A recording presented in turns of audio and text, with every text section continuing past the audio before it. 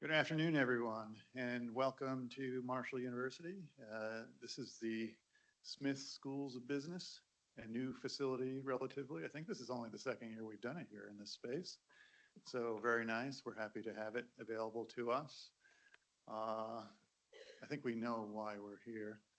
There's going to be a number of presentations, rumor has it. I think we'll have 6, and then there's a time for a break, and there's some refreshments out in the lobby. I'm Dr. Brian Hoey. I'm the Dean of the Honors College here at Marshall, and we have hosted this event now for some number of years. I haven't been counting, but it's been a while, 5 or 6, something like that. Anyway, we're very pleased to do it. Of course, many of those fine students, maybe even some of these fine students, I know at least one will be joining us in the Honors College this fall here at Marshall, and maybe just at Marshall generally. We're certainly happy to have you all. I just want to say quickly, I think it is a partnership that makes sense on its face. I mean, honors and honors, right? I mean, this is what we do to elevate and to reward and to provide opportunities to those exceptional students. And we certainly, I think, also have a partnership which is based in, shared values for excellence and leadership and community service. And so it's a partnership that makes sense on its face, and it's also one that feels good. Working together, the two of us. And I believe we have some words of welcome and orientation here from Ms. Mack. Welcome to the 2026 Huntington High School Senior Passion Project Capstone presentations. I want to welcome our Honors Program seniors and their families, the adjudicators, thanks so much for being here, administrators, and Honors Program alumni.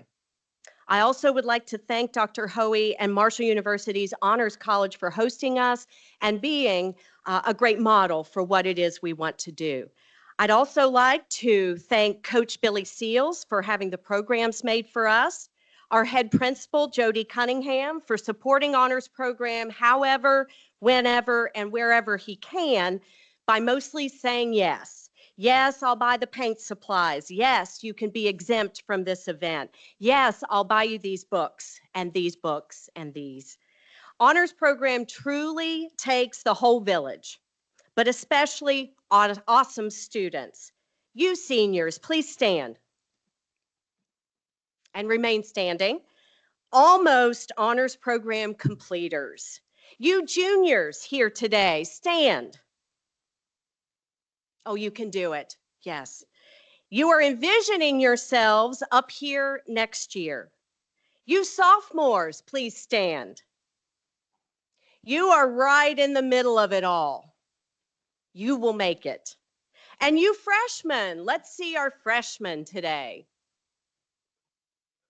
You are just starting your journey. You all may relax now. Honors Program really is for us all. If you value compassion, Huntington High School's Honors Program is for you. If you value integrity, Huntington High School's Honors Program is also for you. If you value respect, the Honors Program is for you. If you value curiosity, the Honors Program is for you. If you value excellence, excellence on the court, the classroom, on the baseball field, at the speech and debate podium, on the track, the stage, the football field, the studio, Huntington High School's Honors Program is for you. While many of us, many of you, are among the top of your class, your game, your art, it matters what you do with that excellence. Huntington High School's Honors Program is about becoming your best self through scholarship, service, and purpose. And it's about becoming part of something greater than yourself. It is about becoming a good human, guided by purpose and fueled by passion. We will lead by example and make our corner of the world a little bit better than yesterday, to quote our t-shirt designed by Genesis T this year. So, Honors Program is for everyone. Tomorrow, I will miss these fine students who have worked and played and grown with me over the past 4 years.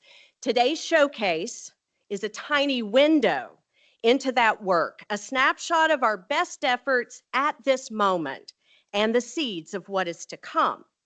Prepare to be inspired. As we begin the presentations, I just want to let you know a few things as we go through. I will introduce each presenter as they make their way to the stage, according to a prepared bio that they gave to me. And while we believe that the Q&A is one of the most meaningful and engaging parts, we're not going to have our questions and answers in between each of the presentations. However, at the end, we're all going to come back up on the stage. So audience members, adjudicators, keep track of your questions and we'll do one at that point. At this time, let us begin. Genesis T. She loves the arts and academia. Those two words can sum up her passions and high school experience. The highlight of her high school experience has been theater, and she's eager to perform in her final show as Donkey in Shrek the Musical later this evening. She plans to attend the University of Cincinnati next fall as a marketing major. She aspires to work as a market analyst for nonprofits such as HISTA and Upward Bound programs that help disadvantaged students succeed in higher education. As a 4 to 5 year member of these clubs, she understands how vital diversity, equity, and inclusion programs are for our country and our communities. Her project aims to address issues within the honors program, using it as a test case to enable greater scale and impact on our community.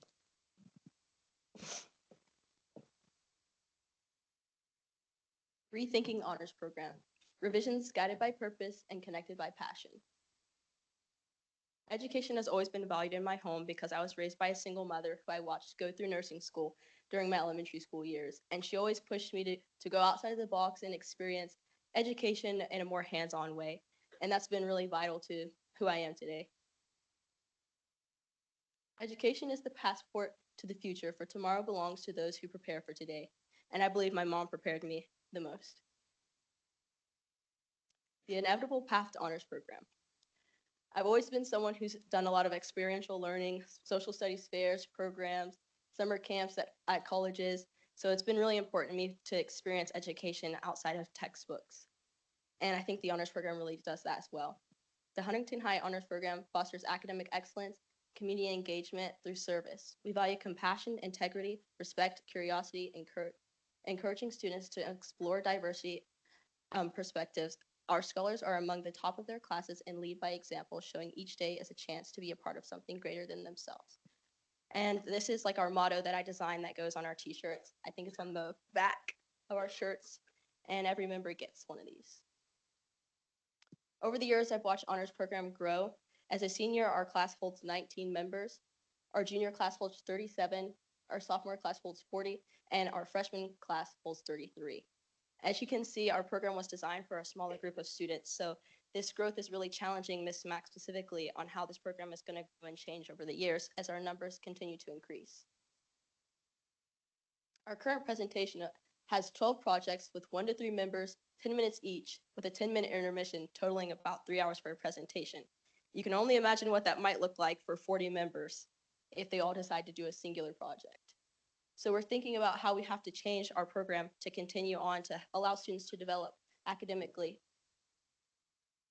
We have a couple of more issues within our program besides our numbers, which include our facilitator's workload, because Ms. Mack is the one that grades every paper, creates every assignment, and does everything behind the scenes that involves the student work. Our low participation rates, because a lot of the students that are here, again, are at the top of our class, so honors program isn't our only responsibility. We have things to do outside of school that includes sports, other programs, and classwork. Limited community visibility. All of us here know about honors program, but that's not the same can't be said for everyone in our community, and that's a problem as we pride ourselves on community engagement and volunteering and service work.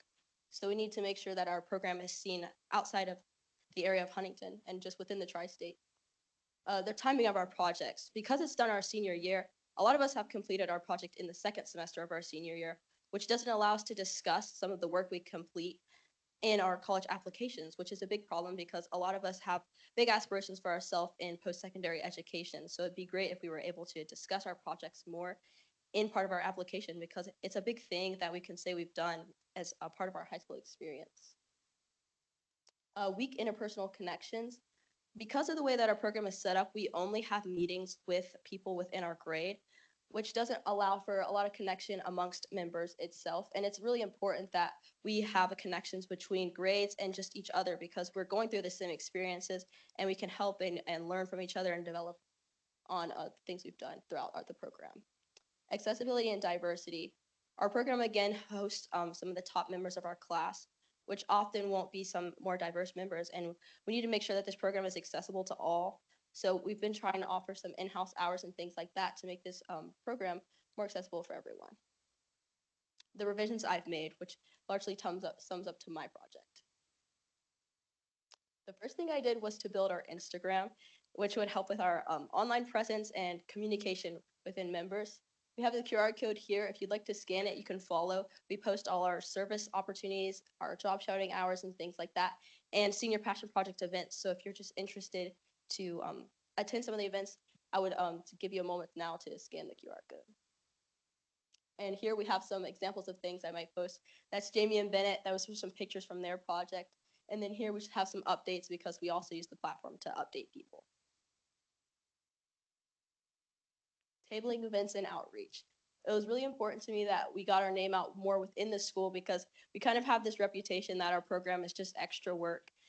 And it is extra work, but it's beyond that because we build ourselves as people and within academia, and we just build ourselves in our character.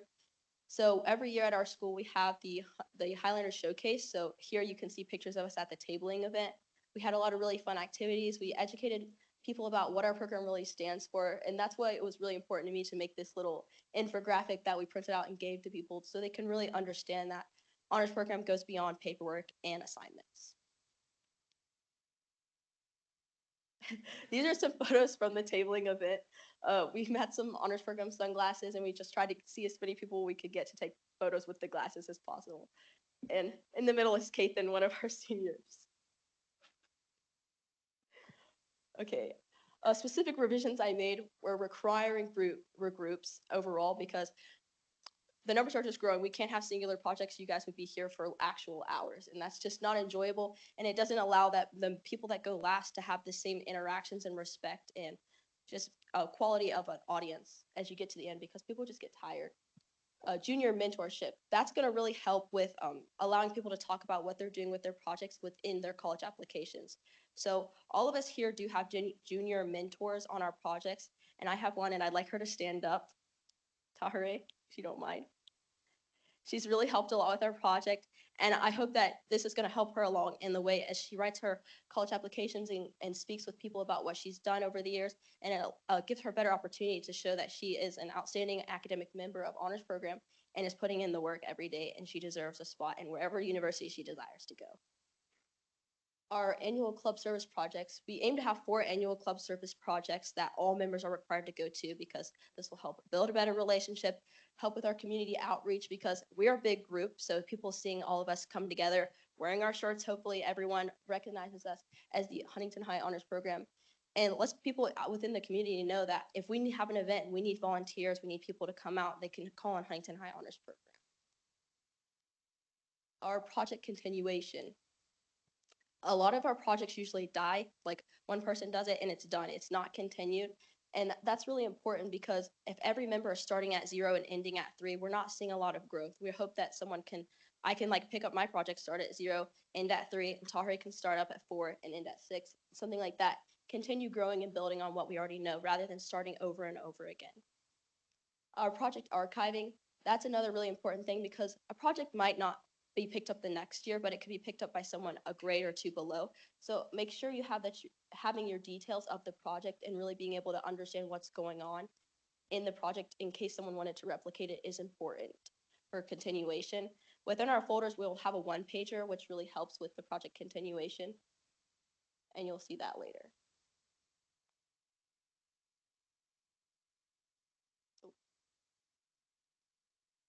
This is our Amazon one-pager, which is going to help with the project continuation. It has a lot of the details you would need if you really specifically wanted to replicate, because we have these big binders, but they really speak specifically to our motivations and what led us to the project rather than how we completed the project itself. My future aspirations for the project are to make the program more accessible. We've been really trying to host some in-house hours, which means having things at school after school. So students don't have to coordinate rides outside of school time. They can ride our activity bus because not everyone has parents that are able to get them from place to place or has a car. And that's important so that our numbers reflect the diversity within our school, which it currently doesn't, which is not speaking positively of the program. Long-term projects, I'd really love to see some projects that last 3 to 4 years and are continuously passed down and build to great numbers, because it'd be a beautiful thing if our community can rely on a project to come back year after year, like the back to school basketball program. There's members there when I attended that were like, I've come here all 3 years, and I thought that was amazing, and I hope that we can see that in other projects again. Community visibility, again, just like I said, people being able to count on Jamie and Bennett's project and knowing they can come back and do it again next year. That's a great thing that I'd love to see reflected in all projects. Strong member and alumni relations. We're trying to get people to join an alumni webpage online, and that's going to help again because we want people to be able to have honors program kind of work similar to like a fraternity or sorority and be like, I'm an honors program, and that opens doors and builds connections for you. Overall, the project hasn't seen a lot of growth from what I've done so far because it's really going to come up next year when all the curriculum changes we've made are put into place for the current juniors, and there will be current seniors then. But I'm really happy with how the project has come along, and I hope that it allows honors program to grow and develop as it's helped me grow and develop, and allows this program to last a lot longer and help people in a more beneficial way. Thank you.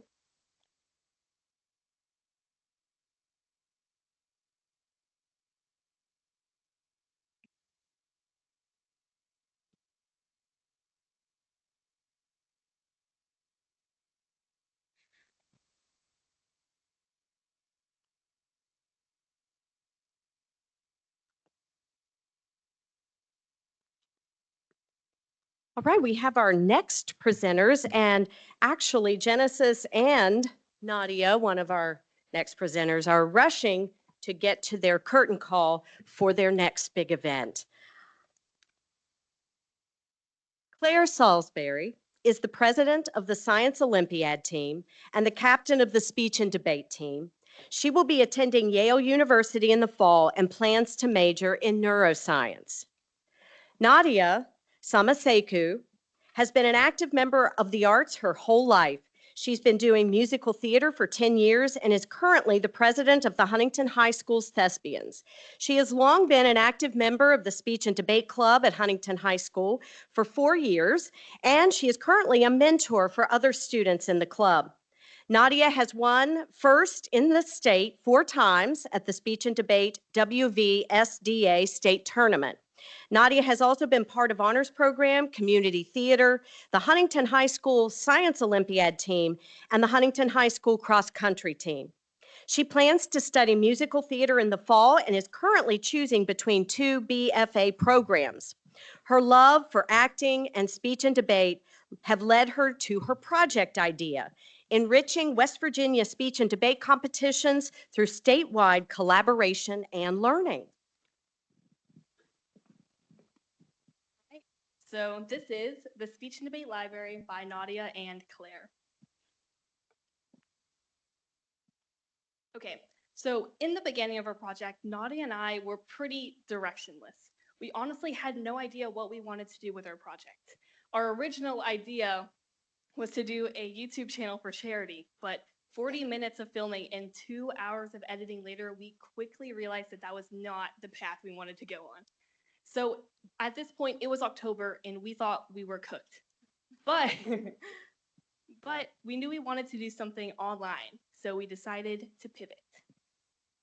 While we didn't feel connected to our current idea of the project, we did feel connected to speech and debate. So after sitting down and brainstorming ways we could fix a problem or maybe mitigate it, we realized that we felt that our next year's team wouldn't have as many resources that we did as freshmen. and we wanted to fix this. As we kept on talking, this soon expanded to helping the entire state. We felt if we added to the knowledge and resources in the state, it would increase collaboration, which would create more competition and the enrichment of speech and debate.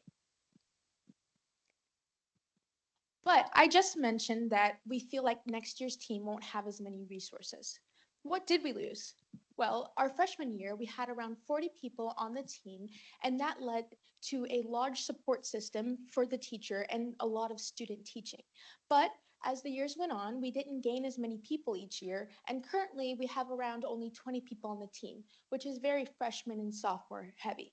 This will mean that next year there will be a smaller support system for student teaching, and that our teacher will just have to teach so much more and won't have as many students really helping, because I would say that student teachers have been the main way that I learned in my 4 years, and that led to me getting first in the state.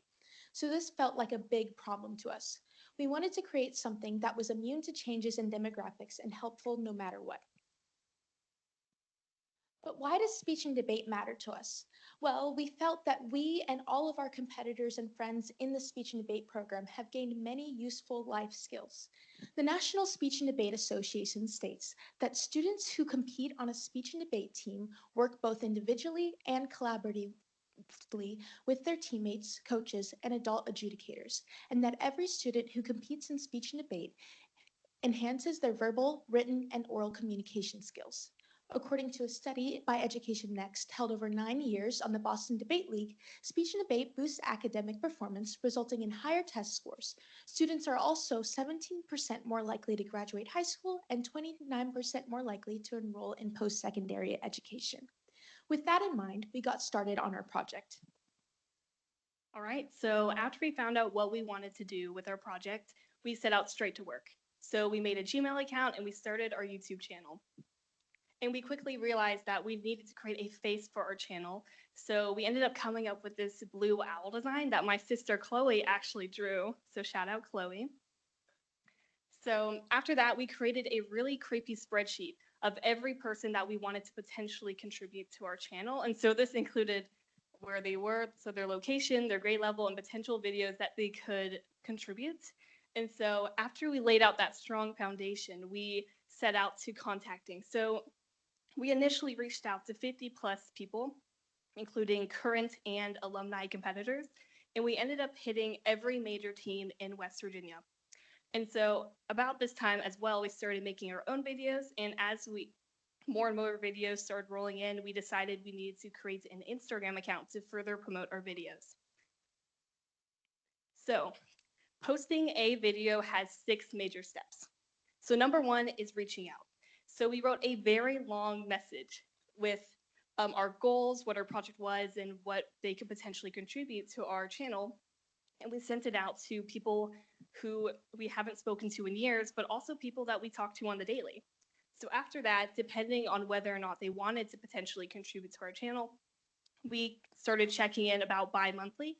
So we just answered questions, checked on the progress of their video. The third step is them actually creating it. So this is a step where we lost the majority of our contributors. But if we did end up getting a video, they got added to our exclusive Google Drive folder for our elite employees. And then from there, we posted it to YouTube and then promoted it on our Instagram. Now, this sounds like it was an extremely smooth sailing journey, but it was definitely far from. We got ghosted a lot. So we quickly realized that the number 1 challenge that we faced with our project was just getting people to follow through with what they originally wanted to contribute. But Nadia and I completely understand this, because we understand that life can definitely get very busy if you're balancing multiple things at once. So it was completely understandable when we did get ghosted, but we were gesture maxing, especially in this image right next to the gesture maxing image where we got left undelivered twice. So with all this being said, we definitely still had our successes. So currently we have 11 videos. Some examples of these videos made would be I made a video on compiling poetry and I also posted some of my performance videos.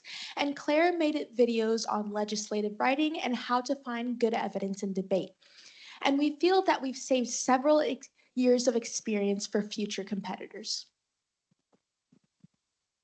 All right, so luckily for us, YouTube gives us a lot of really detailed analytics. So right here, we can see that we've amassed a total of 476 views and a total watch time of 7.7 hours over our 11 videos. Now, this was particularly substantial to us because each video is only 5 to 10 minutes long. So we thought that this was a significant watch time for as much as we had. Additionally, we can see that we've amassed a total of 10,200 impressions. And so this was really interesting to us because our channel is extremely niche. It's geared towards an extremely niche audience. So we were surprised that we were able to reach as many people as we did. Additionally, YouTube gives us a lot of really oddball statistics as well. So now we know that 3.2% of our viewers watch from their TV. And on this bottom image, we see that the majority of our viewers are new viewers. So to Nadia and I, this was really promising for the future of our project. Throughout our whole project, we felt that one of the biggest things we were trying to fix was competition, both how we were going to compete in the state and also statewide, all of our competitors' resources. And we feel we have achieved this through collaboration. And it wouldn't be possible without collaborating with the whole state and with alumni, because we feel if the people around us are not better and if we are not better, that we are not going to grow. And we hope that our project and our project in the future will help all of the competitors in West Virginia and hopefully beyond. Now, we feel that our project right now is not as widely known as we want it to be. But in the future, we plan to pass it down to an honors program and speech and debate member who can continue to expand and enhance our channel, because we know these things take time. And even big YouTube channels did not get big in just 1 year. And we have not had a full year from when this YouTube channel was created to right now. So we hope that in future years that this can become a big resource for the people of West Virginia. All right, so we want to say a big thank you to our mentor, Mr. Snyder, our logo artist, and all of our contributors so far. We have a QR code to the YouTube channel, so you should scan that and make sure to subscribe and smash the like button to every video. Thank you.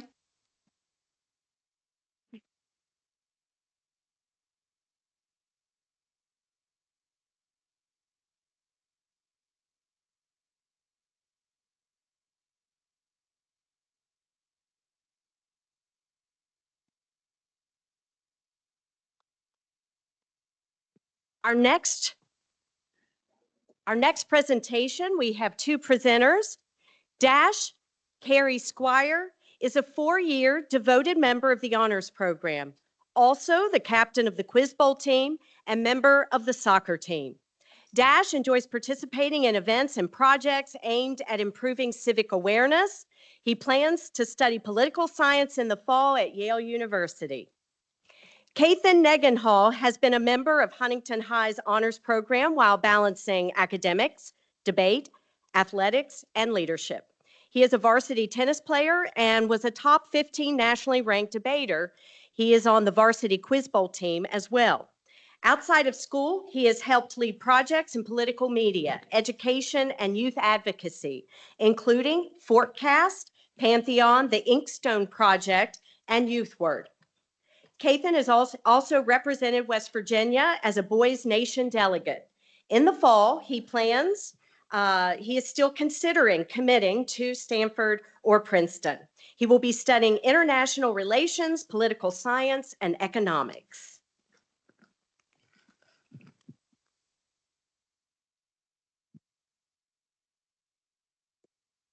Democracy, right? This is this thing that you've been kind of hearing about since you've just been a little kid. It might be this lofty or sort of idea that sounds super abstract in your head. And maybe it's not something that invokes the warmest emotions. But I mean, if you ask Miss Mack, she could probably tell you the etymology. Demos for common people, or kratos, for power, power to the people. And you'll ask this question of, functionally though, what does this even mean? Well, the clicker. Functionally, in the United States at least, it's this idea that you as a citizen give your right as a person to someone that represents you. But unfortunately, if you look to the biggest transgressor that really disobeys that very tenet, is state and local politics.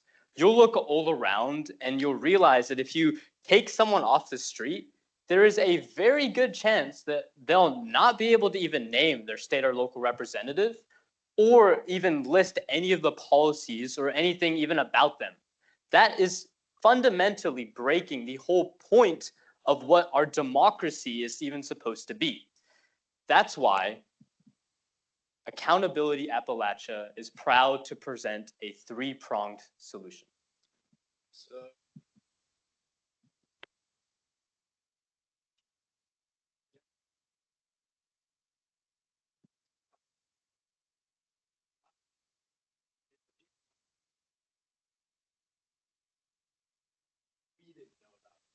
So we came up with 3 different ways that we were going to reach the people. First, we thought that it was key that they actually interact with the people who represent them to hold them accountable. Only way we could fit accountability in the title. Then, with the website, we're going to describe a list of features, but we actually tried to aggregate all the political information anyone in Huntington could need or want on one site. But last, we knew that we didn't know anything about Huntington. I mean, if you look stuff up, you might not have. That's the whole reason we made this project. But you'll find that really no data about Huntington exists. You won't find party splits. You won't find any information about what issues are important. So we decided we had to figure that out too. But that wasn't where we started. So the one thing that we did identify even before this project really became what it is right now is that at the very least, we know that the biggest problem is simply a lack of connection. As I was saying with this whole point of this representative democracy is that it only works is if you have some sort of genuine connection with the people you are giving up your power to. So the idea that I thought and Dash thought of as well is, why don't we get these people in the same room? Why don't you put a name to a face, and why don't you create this environment where you genuinely are connected to your representative? So the solution, town halls and other civic events.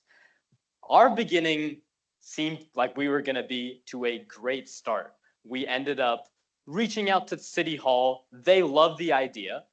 And then they promised to use our chambers. They connected us with the Chamber of Commerce, and it looked like everything was going fantastic. But then I did the next step with that, is actually getting representatives to come. So I emailed about 40 people, I mean, including the Chambers of Commerce too. And if you want to guess how many responses that actually said yes, responded, it was 0. And the people that did respond, it was just, nah, I don't know if Senator Capito is going to be in town that day. I didn't even give a date, but it's a lot of back and forth. And that really identified kind of the problem with this whole dynamic of, if you are not known, if you don't have the connections, it's impossible to do things like this. And we were kind of slumped for a good amount of time. We kept on trying to rehash our idea, and it really stalled. But then we had a very excellent turning point. So we knew we were on an uphill battle from the start. I mean, already we know if people aren't being able to engage with their political system as a whole, how are some high schoolers going to be able to change that?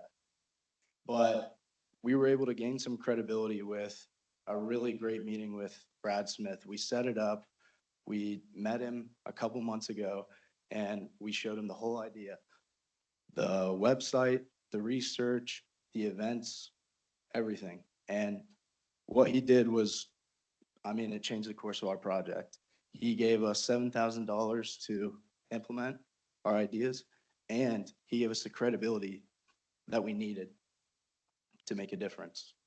So not only did he give us the money to help with our endeavors, he actually helped us get in connection with state and local leaders that we were able to later include in our events.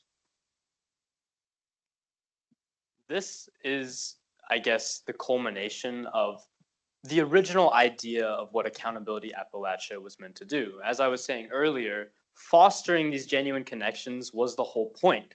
And just this past Wednesday, I believe that we were able to do exactly that.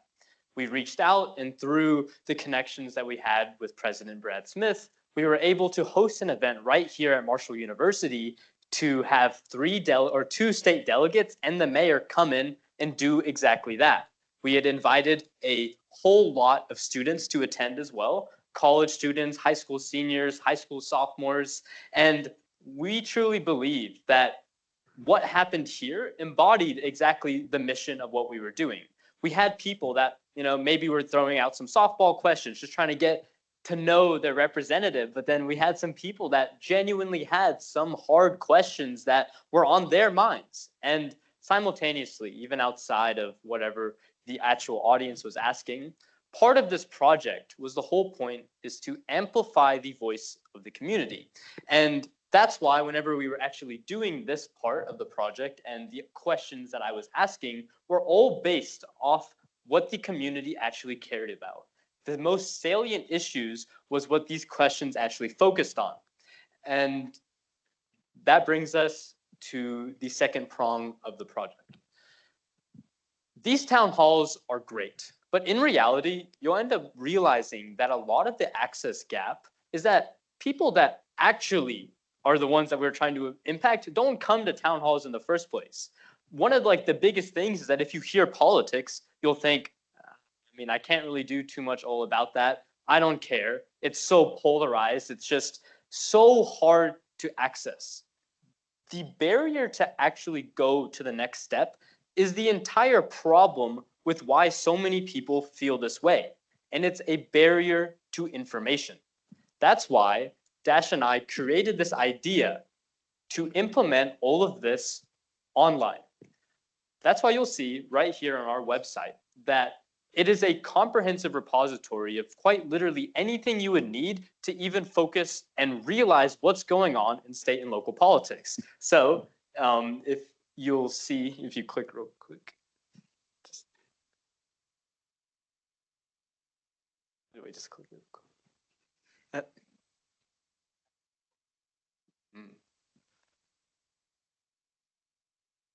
Okay, well, that's fine. Anyways, what's on the website specifically is everything you need to really follow state and local politics, whether that be typing in roughly where you live, and the entire screen will populate with every one of your representatives. If you also look at each individual representative, you can click on them. Their bio will be there. Their voting record will be there. The events that they attend. Most of all, you'll be able to actually see the stances of what each of these politicians have on different things. This is incredibly important because if you want to support a politician, you actually need to know what they're about. There's tons of other features such as a satisfaction map, an accountability score to see if these people actually respond to emails, if these people actually want to engage with the community.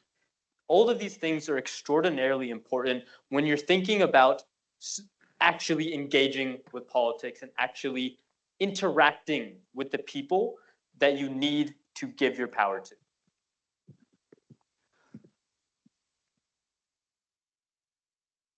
But lastly, again, we had no idea what the people actually wanted. Before we could implement anything, the town hall, the website, we had to actually make sure the information was there.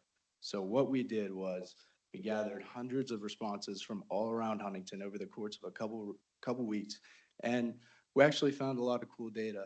What we were trying to do was just go across entire neighborhoods instead of relying solely on certain areas of Huntington, which people would probably prefer to be in than others, which just doesn't paint a true picture of Huntington. So we went all around every region in Central and South Huntington, and we found out a ton of cool information. You can see up here, we found the 4 most important issues to people around Huntington. It goes from cost of living, economy and jobs, healthcare, civil rights. We found out the approval ratings with general margin of error for state, local, all the leaders you can think of. We found city councilors, delegates, the governor, the mayor, and the deeper trends that these revealed, which we were actually shooting for. We were looking for trends in younger voters. That was what we were focused on with this entire project. Were pretty interesting. There were a few takeaways we had. We found that while important for other voting groups, affordability and costs were absolutely paramount to younger voters, so much so that they were the highest rated issues out of any age group. What we also found was they had significant shifts in voter trends. We saw that even though they were registered at extremely high rates, younger people, even when they were registered, were less likely to go and vote. We had some hypotheses that we thought we could test against that with the data that actually, as of right now, look to be about true because we've seen a significant decrease in party affiliation, specifically for people 18 to 24 and 25 to 34. So what all this leads us to believe is the more we find, the less we know about Huntington. We're finding out stuff we never even knew was true. We found out there was a massive age split and issues in party identification. And all this leads us to believe is there's more out there that we don't know still needs to be addressed. You'll realize that these problems that we've been describing of like a lack of access to information, a lack of connection with your representatives, it's not something that's exclusive just to Huntington. This is a prevalent problem all across the nation in state and local politics. Sure, you'll have your Los Angeleses, your New Yorks that like, sure, maybe their state and local politics are a lot more followed. It's a lot easier to access that information. But you'll find communities like this all across the nation that this same prevalent problem of mystery is still there. That's why this model is not something that's incredibly hard to replicate. It's just something that needs to be replicated. That's why you can do these same things in all these different communities. The idea is to solidify, get as much comprehensive information that we can in Huntington and to spread. We reach out to different cities and we reach out to even different states. But more than that, though, we believe that more than anything, Appalachia, specifically West Virginia, is the place that this definitely needs to be completed first. Yes, other places are suffering, but more than anything, Appalachia and West Virginia specifically is a place that's always written off. If you look at national level politics, the advocacy simply isn't there.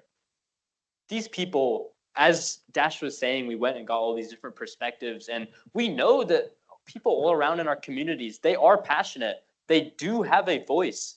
It's just more often than not, they've been silenced. And that's why we care so much about this project, is because only then, only if a community is able to be heard, can change truly be made.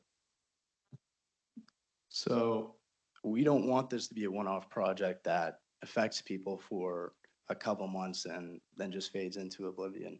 We think, like Genesis was describing with her construction of honors program, the real intensity of projects can be measured by how long they last and how many people they affect. So we want to promote a stronger breadth and depth of our project. We've already raised thousands of dollars. We've surveyed all across Huntington, hundreds of people. We've thrown an event with state and local leaders who are genuinely hard to reach, but it's only the beginning. And that's what we'd like to emphasize. This can be done anywhere. Exactly what we were saying, with anyone. All that needs to happen is intent. Someone needs to be willing to do something to inform other people. And a little effort goes a long way. What we're trying to do is build a tool that can be used by generations permanently in the future, but it takes a community.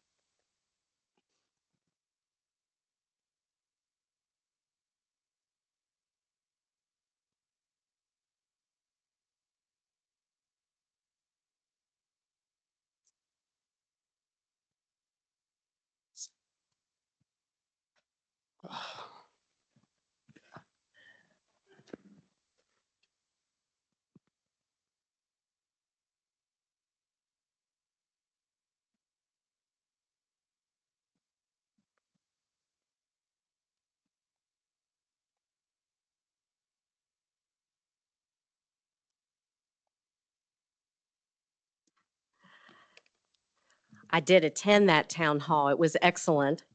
You know, I had to ask about PEIA. I got an honest but unfortunate answer, I guess. Our next presenters, Jamie Legg is a 4-year member of Honors Program, a 2-year member of National Honor Society, and a 3-year member and graduate of the Sports Medicine Program.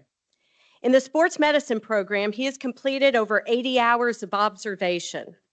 This program has shown him real-world injuries and quick reaction scenarios. Jamie has also recently been accepted into the Social Studies Honorary and is a 4.0 student.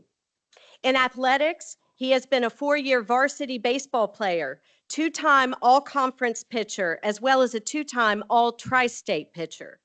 Jamie has signed to play baseball at Potomac State Junior College, where he will study health science and work towards a profession in the health field. Bennett Weimer is a 4-year member of the Honors Program. On the soccer team, Bennett served as captain for 2 years and was an all-state player. For the Quiz Bowl team, he qualified for states 3 years in a row. Bennett was also part of Student Council, National Honor Society, Mu Alpha Theta, and the football team. He will attend Marshall University as a Jaeger Scholar, where he will major in finance.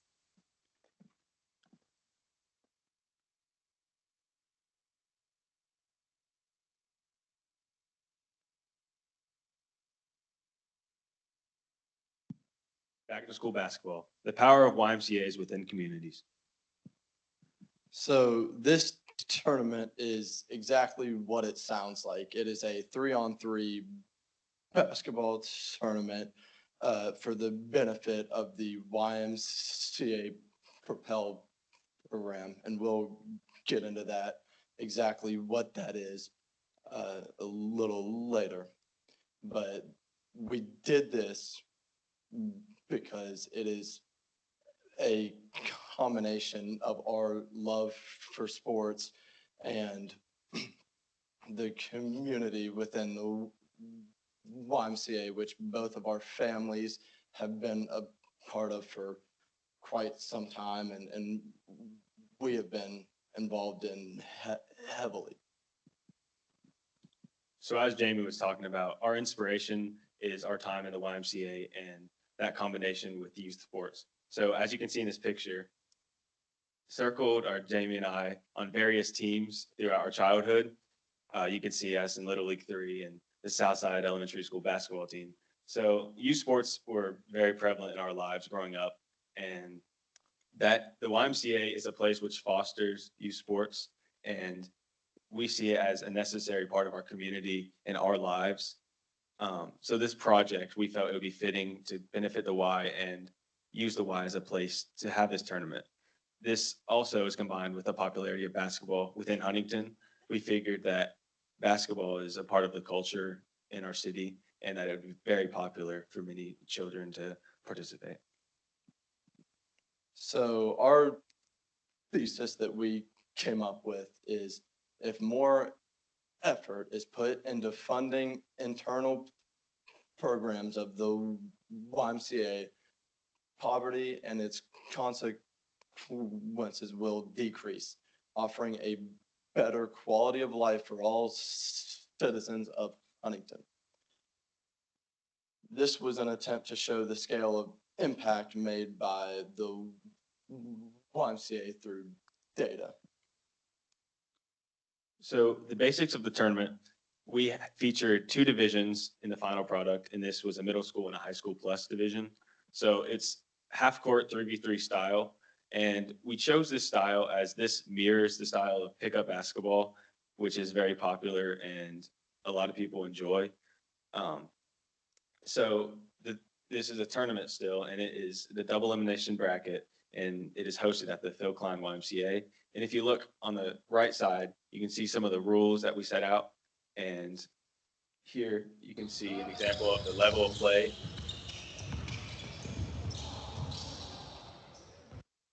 So that video, it just basically shows, that's the high school plus division. And so it features a wide demographic of high schoolers and older people like adults. So here are just some photos from throughout the years. The top left was from our first year. We really didn't know what we were doing at all, but we made it through somehow. And then the top right is an example of this past year when we had gift baskets and trophies made instead of the t-shirts that we're wearing now. And this turned out to be a more cost effective way and just easier to produce for our winners. So going back into the research aspect, we have seen through the Propel program how important role models are to kids within our community. And so the Propel program, it provides role models and staff and faculty at the YMCA. It allows them to interact and serve the children. So we've seen how role models affect children. And we found in our research that APA PsychNet finds that positive role models contribute to higher self-efficacy in learning. So funding programs which expose uninsured children to healthy influences steers them down a brighter path. So the YMCA has always been in our lives and in our families' lives. We both grew up playing youth sports, and that was a lot of fun and exciting memories for the both of us.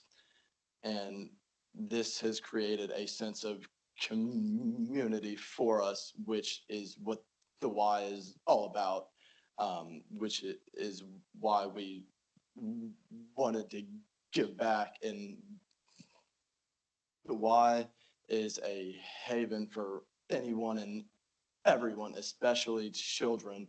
And a lot of people don't know this, but the Y gives out over $300,000 worth of memberships, scholarships to underprivileged kids every year. So pictured, we have some examples of our fundraising. So what we did to generate the funds for our project was going business to business, going into the shops physically, as well as emailing businesses and with our pitch basically. And this was pretty successful. As you can see in the back, some of our contributors. So you have Valley Health, Huntington Physical Therapy, Intax, and Wiffle and Wiffle. So what we tried to do with these connections was to make a lasting connection. So Wiffle and Wiffle was a good example of a business which supported us all 3 years. We were able to show them where our funds go, show them how it affects the YMCA, and get them to commit to giving us funds every single year. So these funds were necessary to buy things like the concessions, buy things like the prize boxes. So all of these things were what really made this project impactful, and we can't say enough about these businesses. So the Propel program is a Phil Klein YMCA program that is a summer camp it's about a month long. And in this, there are roughly 30 kids from grades 4 to 9.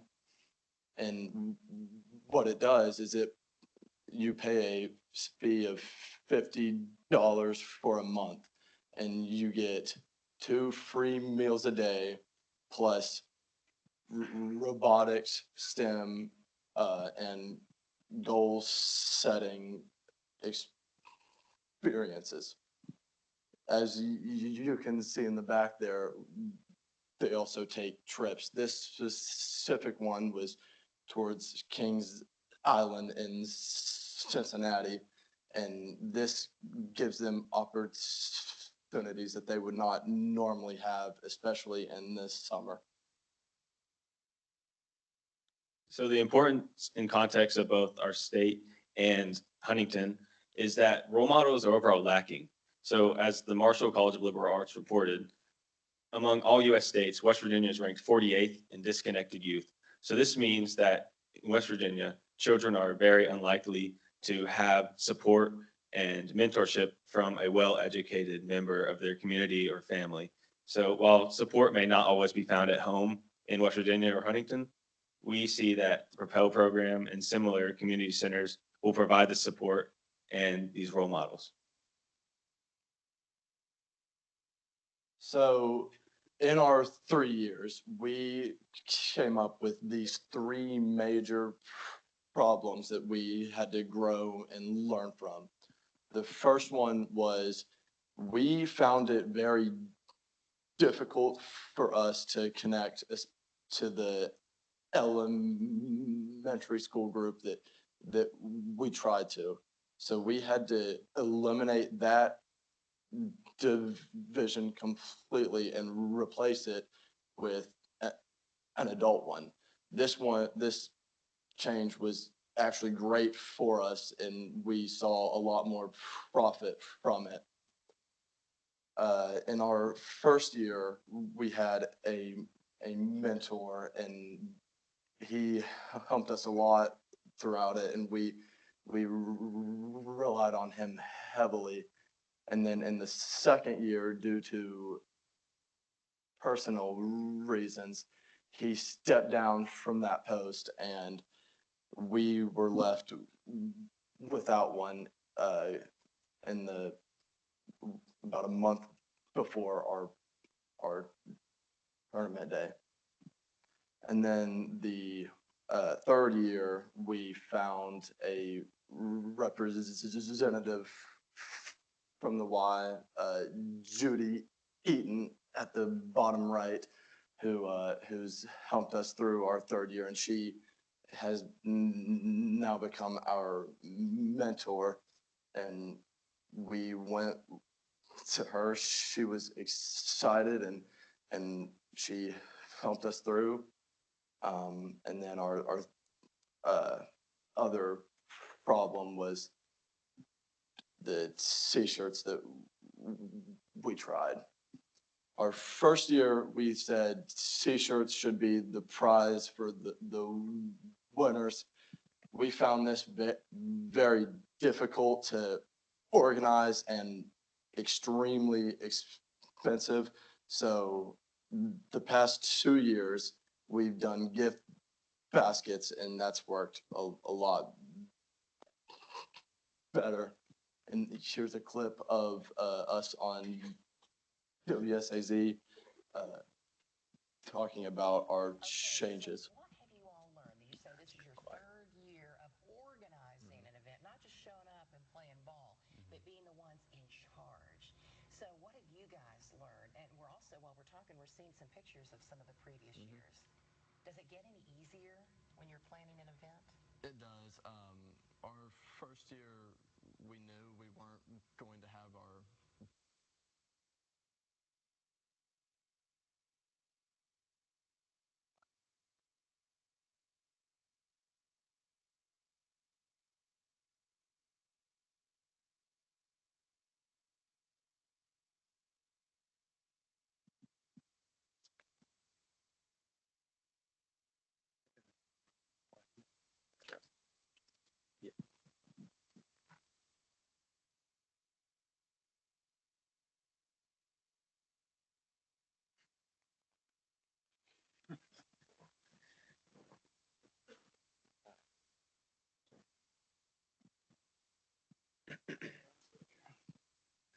Slide we on. This one.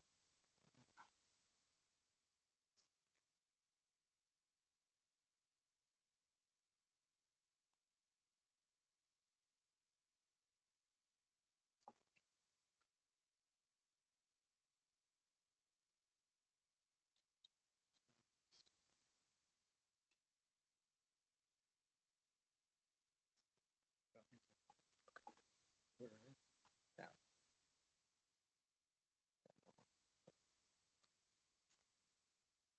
I can click through to it. Yeah.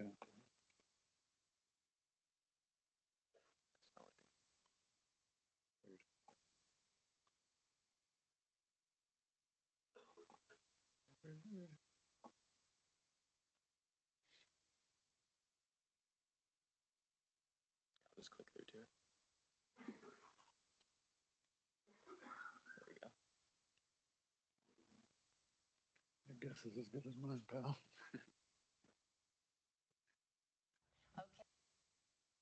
Sorry about that. What Jamie was getting at in that news clip was that we learned a lot from the beginning to the end of our project.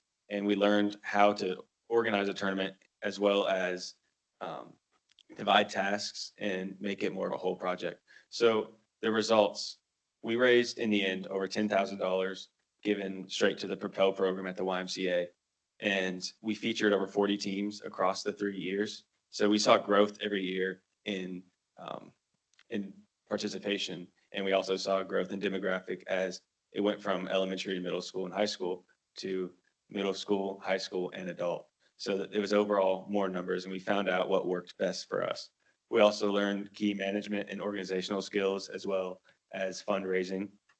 And we were taught the importance of community centers. One of the best experiences that we had was actually going into the Propel program, meeting some of the children, seeing what they do from day to day, and getting to connect with the people that we support. So while this is a pretty good start, we believe it's not over. And in the grand scheme of things, 10,000 is nothing to truly see impacts in Huntington. So what makes our project different is we cater towards one specific program at the YMCA. This is important to continue that exact thing, not just for their sports or their gyms. It's for these kids that we actually went and met with and got to know. So going forward, our project is going to be passed down to Matt Hood, Derek Legg, and Cash White, and they're going to take over and hopefully build and grow. So like I was getting at earlier, we believe only the true impact will only be shown through continued efforts like passing the project down. So this emphasizes the importance of it being passed down and built upon.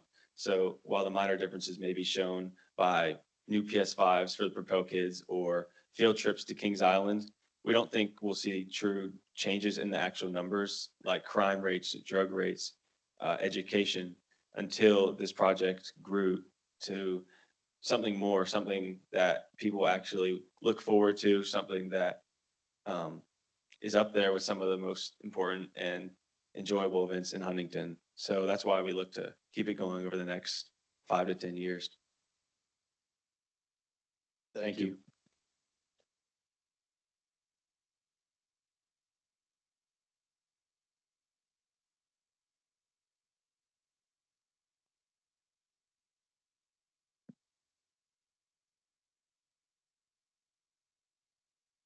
We have 2 more presentations before we take a small intermission for refreshments. We have Kalia Mitchell and Campbell Murphy. Kalia has been a member of Honors Program for 3 years. Kalia is also a member of Huntington High School Future Health Professionals and serves as the Vice President of Competitive Events. She is a participant in Upward Bound, Mu Alpha Theta, Spanish Honorary, and Social Studies Honorary. Kalia has been a member of her high school cheer team for 4 years. During her time out of school, she's an active member in her community and church. She serves as the local youth president for Young Chapel AME Church. After high school, Kalia will continue her education at Marshall University, where she has already completed nearly a year of credits. She will major in nursing and then continue to specialize in emergency care. Campbell has been an active member of the Honors Program since her freshman year of high school. She currently serves as the historian for Huntington High's FBLA chapter, as well as holding 2 other leadership roles as the treasurer for both the National Honor Society and Key Club. Campbell also represented her school at the West Virginia FBLA State Leadership Conference, earning second place in event planning, a recognition that highlights her creativity, organization, and teamwork skills. After graduating high school, Campbell will attend the University of Kentucky to study business marketing, where she hopes to continue developing her leadership abilities and pursue a career in the business field.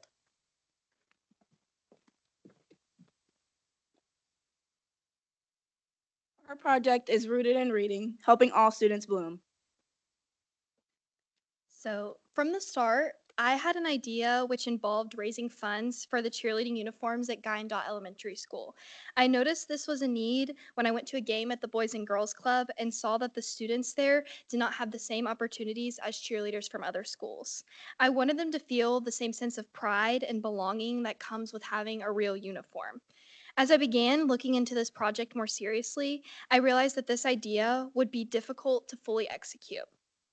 It would require a large amount of funding, consistent communication with the school and coaches, and a strong community connection. On top of that, it wouldn't be a one-time effort. New students join each year, sizes change, uniforms need to be replaced over time. Sustaining this project long-term would take more resources than we could realistically manage. When Campbell brought this project to me, I was instantly drawn to it, drawn to the idea of helping my youth, helping my community, and especially fellow cheerleaders. When our project shifted to helping students love reading, we hoped to even visit hospitals. But as we continued, we realized that our group needed to be small and focused. Even though these first two ideas didn't work out, it ultimately led us to something better. Once Kalia and I came together to form our actual project concept, we both felt that Guy and Dot was still the right environment for what we wanted to accomplish. We knew we wanted to support these students in a meaningful way and give back to a part of our community that is often overlooked. This shift in direction helped us create a project that was not only more achievable, but also more impactful to the students we hope to serve. I'm Kalia, and here are some of my roots and whys. I always loved the idea of this project. It's always important that I felt my passion in this group project. As our project shifted, I realized that I'm connected far more to the school than I realized. The elementary school I attended, Highline Elementary, is also a low-income school, as well as many others in our community. When reflecting on my time at Highline, I realized that I never realized this. I got to firsthand experience how important community and an active school is. This project truly represents my past, my values, and why I am who I am today. I truly believe that having an active elementary school is the reason I am the student I am. I'm about to say something that may seem ironic, but as a kid, I never liked reading. It felt more like an obstacle than something I could enjoy. I often felt myself feeling frustrated because it didn't come easily to me, especially when I watched my friends finish reading assignments faster and with less effort. Even though it was a struggle, I still wanted to love reading. I kept trying because deep down I knew it was important and I wanted to get better. I also didn't always have consistent encouragement from my teachers, which made me feel even more disconnected from reading. Without that support, it was easy to feel like I was falling behind. But being an older sister shaped me in a big way. I've always felt a natural responsibility to take care of younger kids and make sure they feel seen, supported, and valued. That instinct pushed me to think about what I could be the kind of role model I needed when I was younger. I wanted to be someone students could rely on. I wanted them to remember that someone believed in them. Being able to offer the encouragement and tools I once needed was ultimately what led me to this project.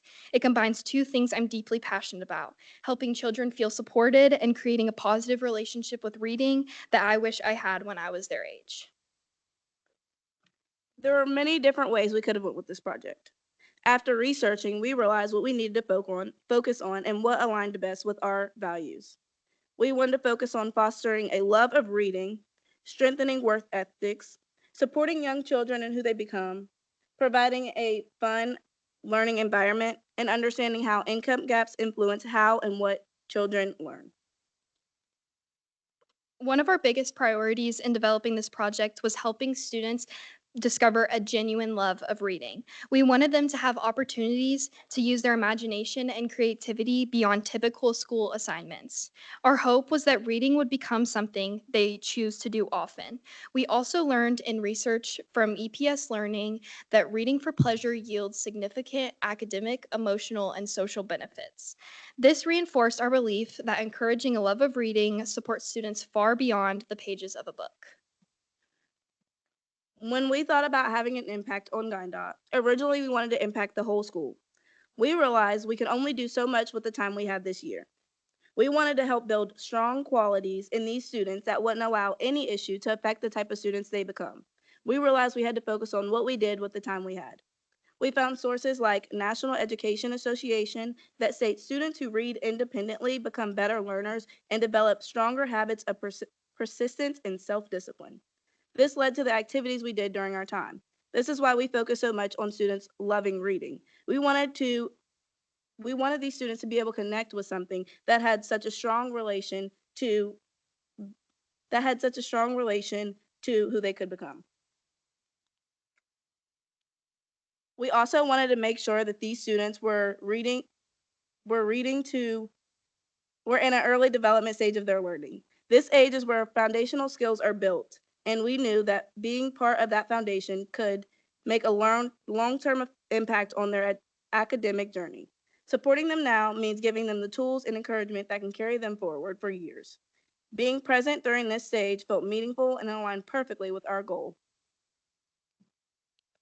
The next thing we wanted to do was we wanted to create a space where students could truly focus on their reading and schoolwork. When we met with the principal at Guyandot, she shared her concerns about the current condition of the school library and how she hoped it could be improved. Hearing this confirmed that this was an area where we could make a meaningful impact. We also wanted to serve as positive role models. A supportive environment is not just about the physical space, it's also about the people who help create comfort and security. We aim to provide both encouragement and a more functional, welcoming library space. During our time at Guyandot, our main goal was to give our time and resources. While researching, we found many articles about how big of a difference funding there is between low-income and high-income schools, as well as how that affects the schools.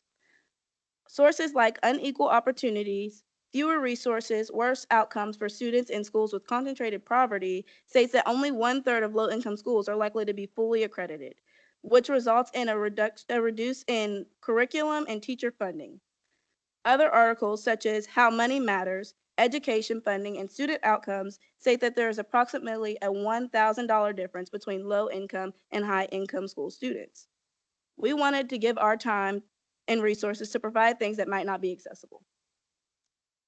Throughout our project, we faced a few challenges. Early on, it was difficult to get in contact with the principal of Guyandot. We emailed and called several times with little success. Eventually, we decided the best option was to visit in person. Our first meeting happened unexpectedly because we needed responses and she happened to be available that day. It ended up being very productive and helped us build a strong foundation for our project. Another challenge was finding time that worked for both of us. Kalia had martial classes and I was in school full day, so scheduling was tricky. After speaking with Mr. Cunningham, he allowed me to leave in the afternoons and be exempt from 5th through 7th mod. This made it possible for us to visit about twice a month and create a consistent schedule for the students and teachers. Our reading days were designed to give students a supportive and engaging learning experience. Each visit included reading aloud to the students, guiding them through interactive activities, and helping them build their comprehension skills in a fun, low-pressure way. Over time, these students allowed us to form real connections with the students, making reading feel more personal, engaging, and enjoyable for them. For our first visit, we wanted to start with something simple. We read 2 chapters of The Mouse and the Motorcycle by Beverly Cleary. While reading, we paused to ask the students questions about the story to make sure they were listening and understanding. After finishing the chapters, we gave them a picture of a mouse to color. This activity was exciting for them because it allowed them to be creative and imagine what the character looked like. It also allowed us to get a chance to walk around, talk with them, and start building connections with the students. In this slide, you see the students participating in a fun game of Kahoot. We played this during our 5th visit, and the students loved the chance to compete and be involved. We started with games based on movies and shows they enjoyed, and then moved to games focused on grammar and sentence structure. We realized that this interactive format kept them engaged and excited even when it was about learning. During another session, we began reading Junie B. First Grader Shipwrecked. We read 3 chapters, and the students stayed engaged the entire time, eager to answer questions and follow along. After reading, we gave each student a note card and asked them to write a prediction about what they thought would happen next. Their responses were silly and creative, which made us happy because it showed they were having fun and using their imaginations while reading. This year, Honors Program induced mentees, juniors who could help with our project and gain experience for next year. As part of involving them, we brought them to Dot from 2:30 to 4 to help with the literature fair. Students who needed extra support stayed after school to work on their projects, and each was paired with a buddy. It was important to us that these students had someone to guide them and serve as a positive role model. There were 2 work sessions for the literature fair, and we were able to attend both. A big thank you to our mentees, Kylie Anderson, Laurel Johnson, Kennedy Schultz, and Victoria Stoll. We are very grateful for your help. So we noticed that as time went on, the students became more and more excited to see us. In the beginning, we were unfamiliar faces, and the whole experience was something new for them. But over the sessions, we became people they genuinely looked forward to seeing. You could see it in the way they smiled when we walked in or rushed to find a spot near us during activities. We also realized that their behavior changed as they got to know us. Once they understood that we were still in charge and there to guide them, they began to respect us as figures in their lives. That respect helped them stay focused, listen more carefully, and take the activities seriously. Another big change we saw was in their participation. At first, many students were hesitant and not very eager to join in, but the more positivity, energy, and motivation we brought to each session, the more excited they became to be involved. Eventually, they weren't just participating, they were answering and asking questions and wanted to be a part of everything we did. As we reflect on our project, we think it is important for our community as well as for our society. We are aware that there is only so much time in a year and only so much time we have this year, but we hope this project can continue on, helping each student that goes to a low-income school be just as prepared as the next. We want this program to continue to blossom and expand. Thank you.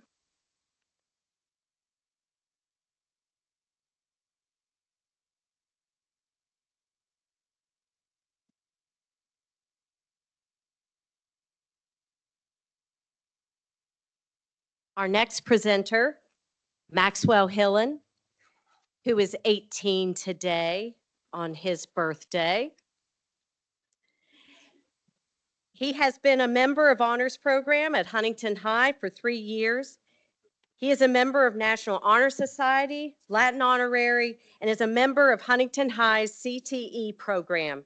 He has maintained a 4.3 GPA.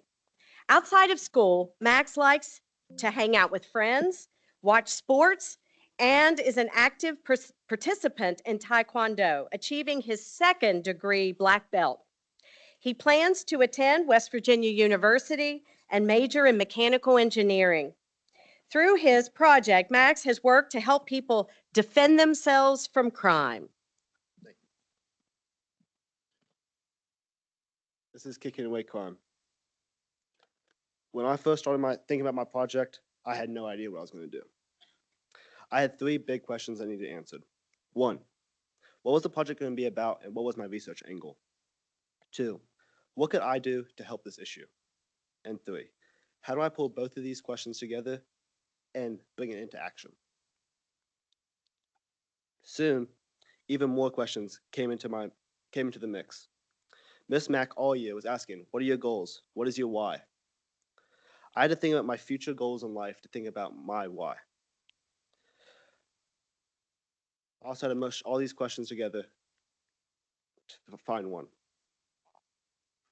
I was lost at this point. I had no idea what I was going to do. I had all these questions, 0 answers. So then I got an idea. What if I do a golf tournament to raise money for some charity I was going to give it to? I didn't really have the passion for it. Miss Mack said we need to be in a group, so I thought about joining Mason, Colin, and Cooper, but I never went to Meadows, so I didn't have the passion for that either. So I just kept on thinking and thinking what my goals in life are, what is my why. Then I thought about it. I want a family. I want to provide for that family. My family is my why.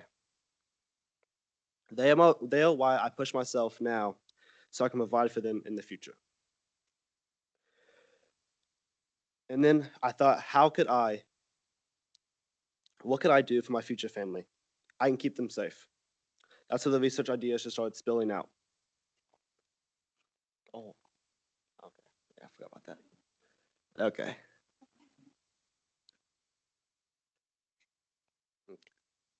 I first started the research by looking at crime in Huntington because the safety of my community and where my family is living is very important to me. I wanted to look where the majority of the crime was in Huntington and what type of crime it was. In Huntington, there are 2,172 total crimes annually, 1,780 being considered property crimes, and 392 being considered violent. Property crimes being defined as a category of crime usually involving private property and includes, among other crimes, burglary, larceny, theft, motor vehicle theft, arson, shoplifting, and vandalism. While violent crimes are defined as an offense involving the use, attempted use, or threatened use of physical force against another person.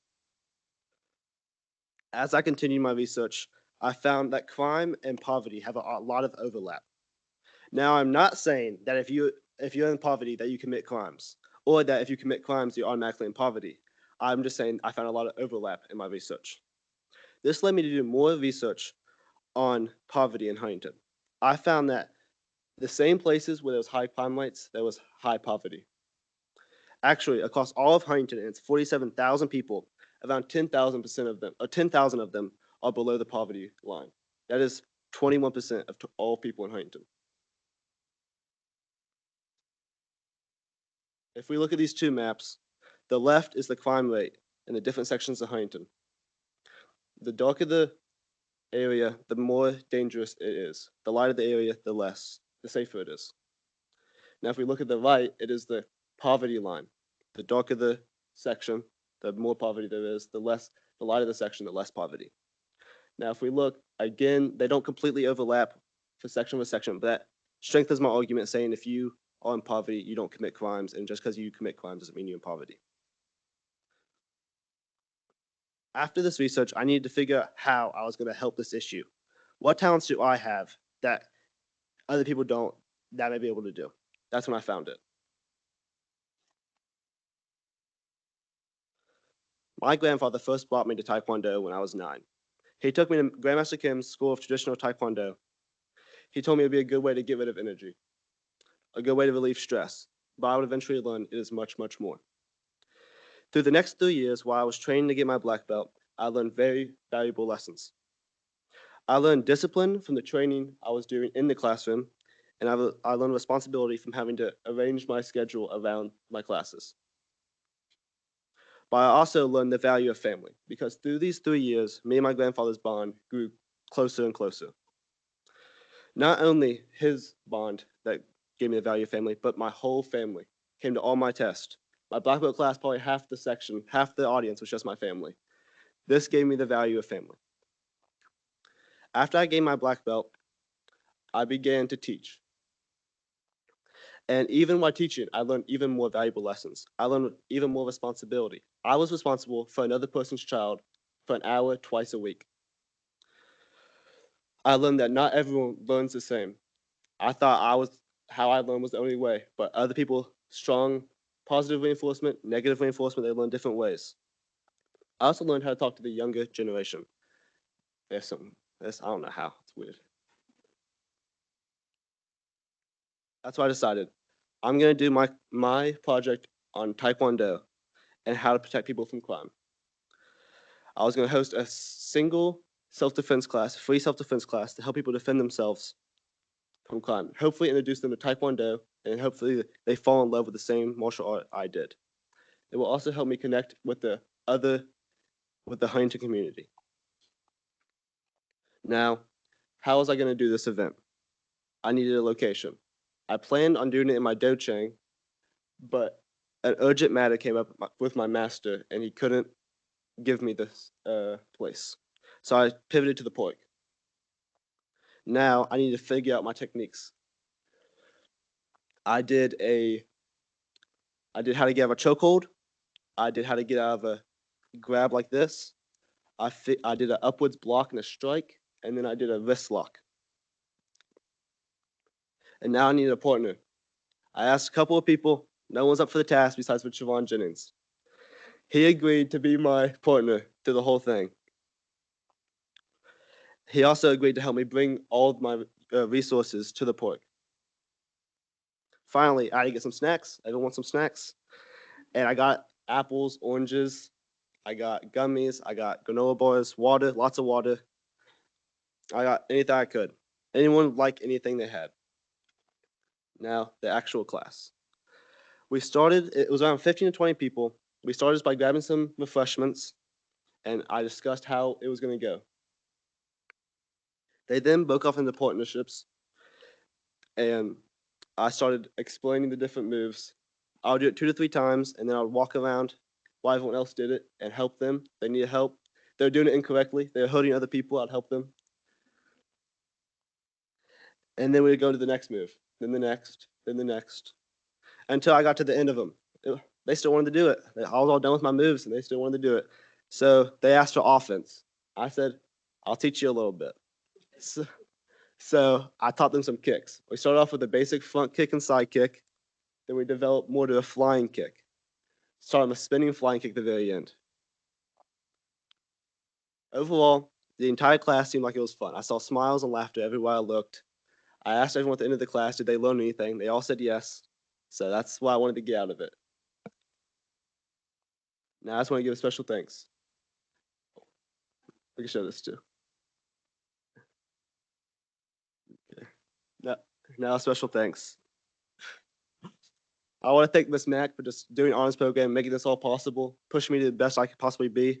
My grandfather for introducing me to Taekwondo and staying with me all the way. Javon Jennings for letting me beat up on him and helping me out. And then I want to thank you. I want to thank everyone who came to the class. Mason, Colin, Kathan. And I finally want to thank Grandmaster Kim for teaching me everything I learned, all the great things I learned from Taekwondo. Thank you.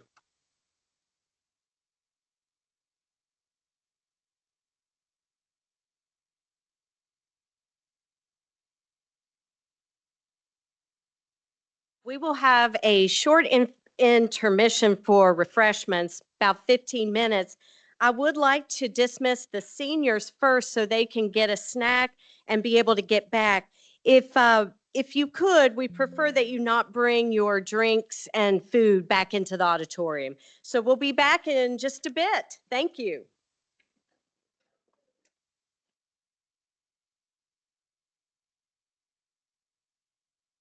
You ready? All right, we're going to go ahead and start. I know a few people are still trickling in, but we want to get going. We have the second portion of our program, and we will kick it off with Jenna Lindsay. Jenna is an honors and AP student at Huntington High School and an accomplished leader with a passion for business, service, and financial literacy. She serves as Huntington High's FBLA chapter president, a DECA leader, senior class president, and a member of National Honor Society and Upward Bound. She is also the former West Virginia FBLA state president, where she worked to expand opportunities and elevate student engagement for thousands of students across the state. In addition, Jenna serves on both the national and state FBLA boards as a student representative and an advocate for West Virginia, and she is co-president of the Huntington Chamber of Commerce Youth Board. And I still have a lot more to read, but listen up because it's awesome. As the founder of the Future Finance Leaders Initiative, a national program dedicated to promoting financial literacy among students, Jenna has demonstrated a strong commitment to community impact and educational equity. She balances her leadership with real-world experience, working as both a server and an entrepreneur, where she has developed strong skills in communication, responsibility, and business operations. Jenna has further explored her interests through internships and job shadowing experiences with leading organizations, including Meta, Disney, ESPN, Universal, and Under Armour, gaining valuable insight into marketing, finance, and entrepreneurship. She will attend The Ohio State University as a moral scholar and business honors student, majoring in business administration with minors in finance and international business. Jenna aspires to build a career in business while continuing to create meaningful impact through leadership, innovation, and service. Thank you, Ms. Mack. There are certain issues within society that continue to persist, not because they are impossible to solve, but because they are consistently overlooked. Financial illiteracy is one of the most significant of these issues, operating in a way that is almost invisible until its consequences begin to take shape. It doesn't immediately present itself as a crisis, but rather develops over time, presenting itself through patterns of debt, instability, and limited opportunity.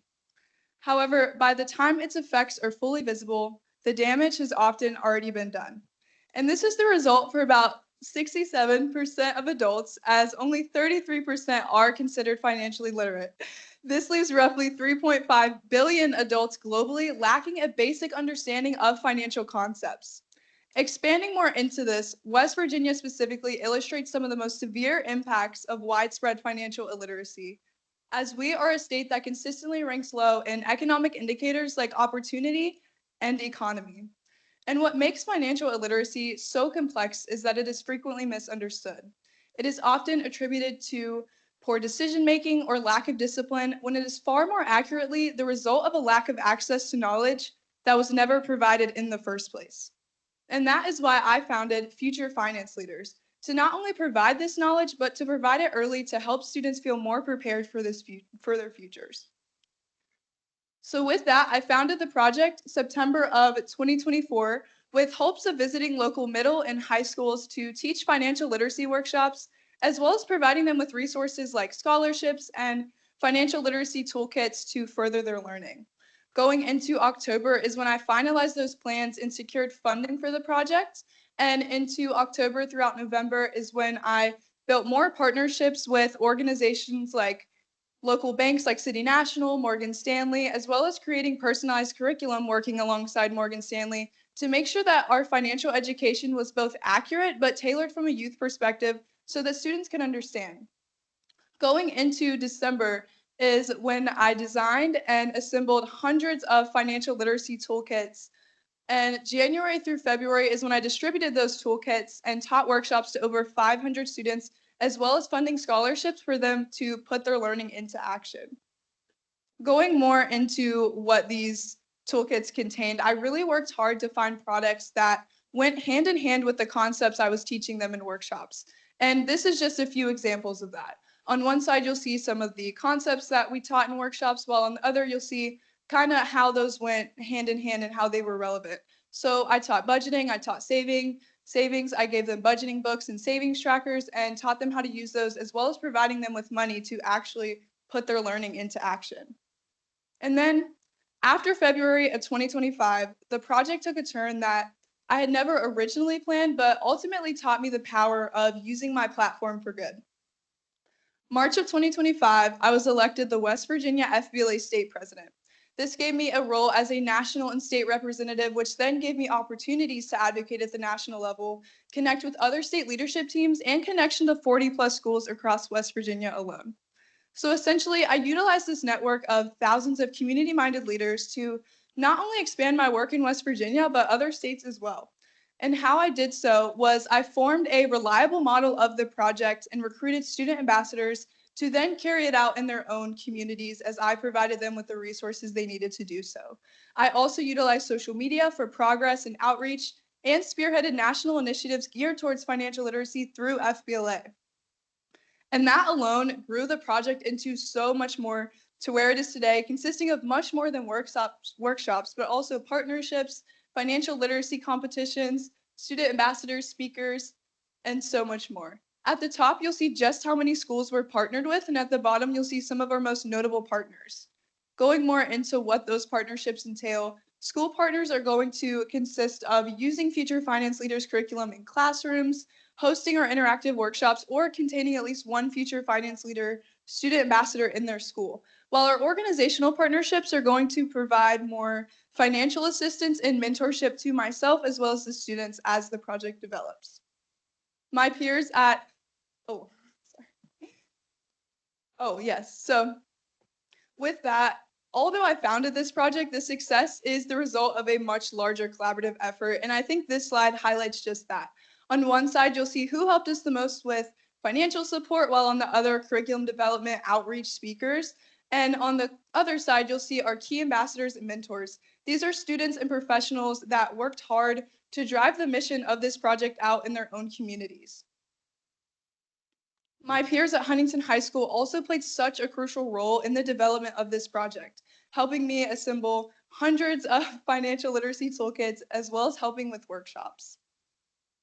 One component to this project that I really wanted to drive was keeping learning interactive.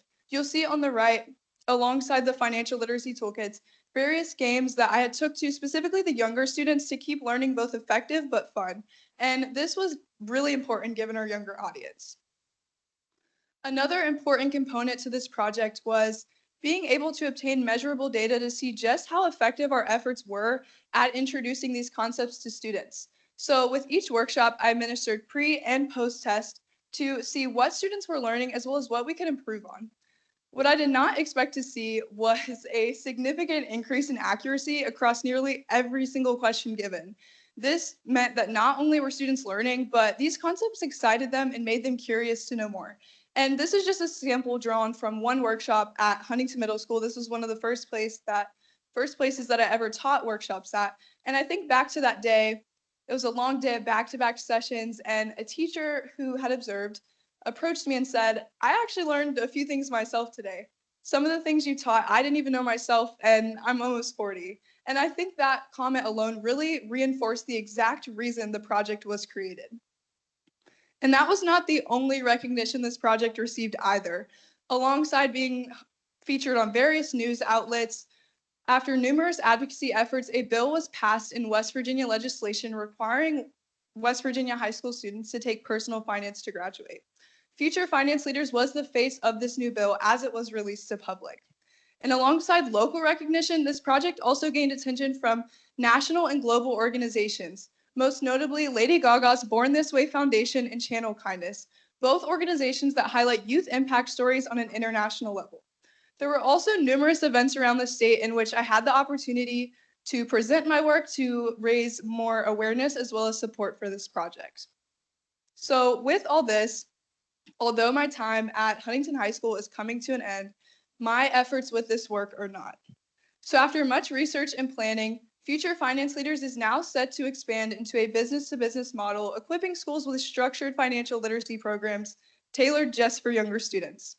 And this expansion is already backed by investors and mentors. Just last week, I pitched Future Finance Leaders as a business model in Morgantown, in which I was named amongst the top 3 out of 135 entrepreneurs. So with that being said, Future Finance Leaders is well positioned to thrive as a social enterprise. To close this presentation, I wanted to leave you with something Rob Montato, a former Walt Disney finance executive and key mentor to this project, had shared with me that shifted my perspective. He shared with me this quote by Mark Twain: "The 2 most important days in your life are the day you were born and the day you find out why." As I reflect back on my years developing this project, I can confidently say that it has instilled a purpose within me to invest in things greater than myself and use that to create lasting impact.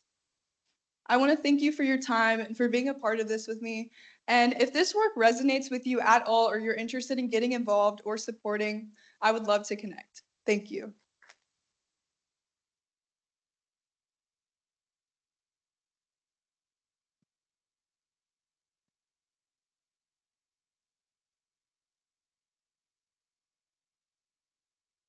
We should probably give a shout out to our FBLA teacher, Alicia Lewis,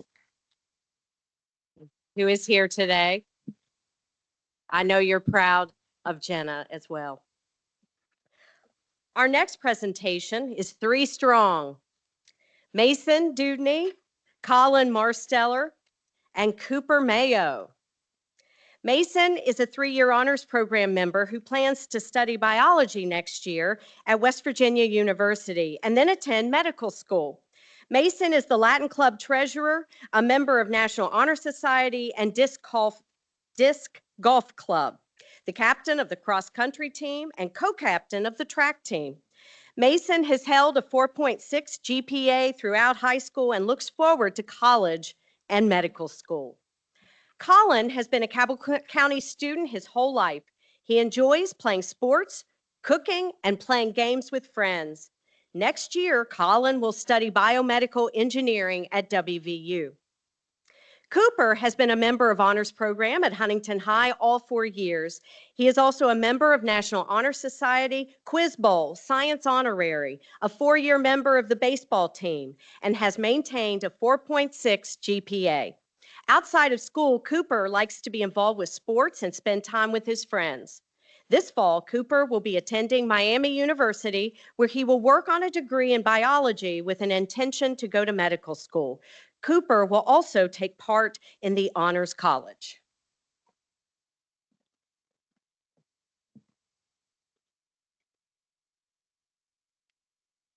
This is Wildcat Wellness. So why did we decide to do this? So all 3 of us are Meadows alumni. We really decided we wanted to give back to the community, and especially the school that shaped us so much. And recently Meadows moved to a new location, and their playground is much smaller, and they really needed more equipment and funding to make it like the old one. So we are all personally connected to Meadows. I know we all have a lot of memories there. In that first picture, it's me, Cooper, and Tavion competing at Math Field Day in 4th or 5th grade. In that second picture, you can see me, Mason Dudney, and Van planting a garden out front of Meadows Elementary School. And then in that third picture, you can see that I cracked 3 of my front teeth walking up the stairs at Meadows Elementary. So that was definitely memorable.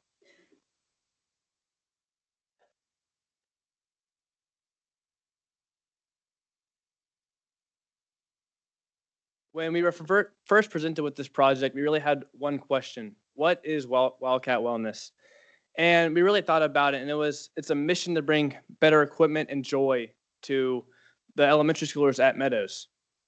And we really wanted to help Meadows with their fitness, making sure that their kids are staying fit.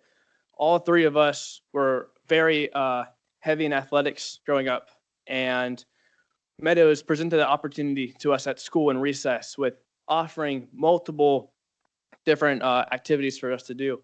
And we really wanted to cherish that and pass that down to the new generation of elementary schoolers. And another big thing about Wildcat Wellness is social relationships are built heavily on the playground. And connecting with peers and teachers also is something that we are very leaning towards with the elementary schoolers. And one question I asked myself was, why do humans need play? What about play makes humans develop? And according to the Center of Trauma Embodiment, it aids humans in social development skills. It also helps problem solving. This can be with who gets the basketball for the next 5 minutes, or if someone gets hurt, who needs to get what teacher, who needs to stay with the person that's hurt, and who needs to do this. It also can help humans become more successful in life by fostering cognitive flexibility and creativity. It also enhances emotional regulation, reinsurance, and helps with social skills. And we also want to make sure that people continue that activity of playing and being fit. We want to make sure that people are having fun doing it, so they continue to have this. They know there's a link between exercise and fun, so that they can continue to do what they love for the rest of their life. Another question I ask myself is, why is recess important? More than just playing, why is the act of recess? Again, it's a key part of socializing in school. There's also multiple body mental benefits, like the boosting of endorphins and dopamine. They're both kind of known as the feel-good hormones, but with endorphins, they help with stress relief and pain relief. And then dopamine is the drive hormone. Whenever you complete a goal, you want to keep going to that next step. And then kids also tend to focus harder after recess. This is because the decrease of stress because of endorphins, and then also increased blood flow to the brain. And when I went to Meadows, I interviewed multiple students and teachers, and I asked teachers, do you see a huge difference between your kids before and after recess? And they said that yes, 100% of the time, they always notice the difference. So when I was stumbling online, I found a graph from Voice of Play saying how beneficial recess is to students. And this is all from a teacher's perspective. And 81% of teachers all said that kids' behavior increases between before and after recess. 97% of teachers said that the kids that tend to have worse behavior got a lot better after recess in the classroom. 95% of teachers said that it helps their students improve with social connections, and 100% of teachers all said that it was beneficial towards students' mental and physical development. So over the years, child obesity has been on the rise, both in the United States and all over the world. And so another goal of our project was to kind of promote healthier habits, like get kids outside playing, like show them that play is fun, activity is fun, and build healthy habits into adulthood. And so there's the inequality in like playground funding can actually affect the obesity rate too. Like if you're less funded, you're less likely to have access to things that are going to keep you in shape, healthy, fit. And so we wanted to provide funding to a school that may have otherwise been slightly underfunded in their playground. So poor design and underinvestment in playgrounds really increases safety risks. So smaller playgrounds are usually the cheaper ones, and they really increase injuries, as we've seen in this picture, because all of the objects are really close together. And if a kid happened to fall off or get pushed off anything, they might collide with another object. But even investing in the playground is not enough. A study in New York, New Jersey found that 4 new playgrounds were pretty much untouched outside of school. This is because the areas were seen as not safe, they were higher in crime, that sort of thing. So why does inequality in funding lead to unequal physical development opportunities? So according to the National Education Association, about 20% of public school students live in poverty, and that can really lead to underfunded schools due to property taxes. Even schools in wealthier areas can afford more diverse playground equipment, which really helps different things like strength, coordination, and athleticism. And the research done by the U.S. National Liberty of Medicine showed that varied equipment improve muscle strength and the fundamental movement skills like throwing, bouncing, and object control. But how are these public schools funded? They're funded by 3 different entities, local property taxes, state tax, and national funding, about 45% for both state and local taxes and not 10% from national funding. This really heavily impacts kids in our areas due to West Virginia already being one of the poorest states in America and our area not contributing this much more. More state policies increasing funding or not heavily relying on local taxes could increase funding, but we haven't seen them yet. In the 2021 school year, public schools in West Virginia received $2,200 less per student than the average U.S. school. This is increasing every year due to things like the Hope Scholarship, which is about taking $250 million away from public schools since they're going to private schools per kid. And with schools being underfunded, playground situations aren't the best, especially in our area. When we first talked to the principal at Meadows, Miss Maynard, she presented us with this graph. It may be a little hard to see, but we came together and thought about getting a raft swing for their playground. And if you can't tell, the raft swing itself was $8,000. And already with that, it was a challenge, but it was something we wanted to go for. And just for example, a 12-inch pine stump itself costs $800, and the mat for the raft swing itself was $700. So we knew going into it was going to be a tough challenge. But after a lot of consideration, we came to Miss Maynard Cooper and her had a good meeting with what we really wanted to get together for the kids. And this is where what we decided with. Basketballs, pickleball net, balls and paddles, kickballs, and jump ropes. When I went in and interviewed Miss Maynard and a couple of the students, I really got a good basis of the sports they really enjoyed. A lot of the kids said basketball, pickleball, and foursquare, and Miss Maynard said they were in dire need of jump ropes. So all of this was a really good starting point for what we needed to provide for the school. And then one day in about October, November range, we got together with Mid-Atlantic Maintenance, and what we did was we made the lines for 3 foursquare courts, 1 basketball court, and a pickleball court. So what we did is they had a chalk rope, and they would draw the lines by snapping it down, and then they took a machine and painted over all the lines. So once we got that all sorted out, the lines in the picture in the middle was completed, and then on the right side there's kind of faintly the chalk lines. On the left is Colin making sure the blacktop was all clear for the painting job. And so to raise the money, we had to decide on an event that we wanted to do.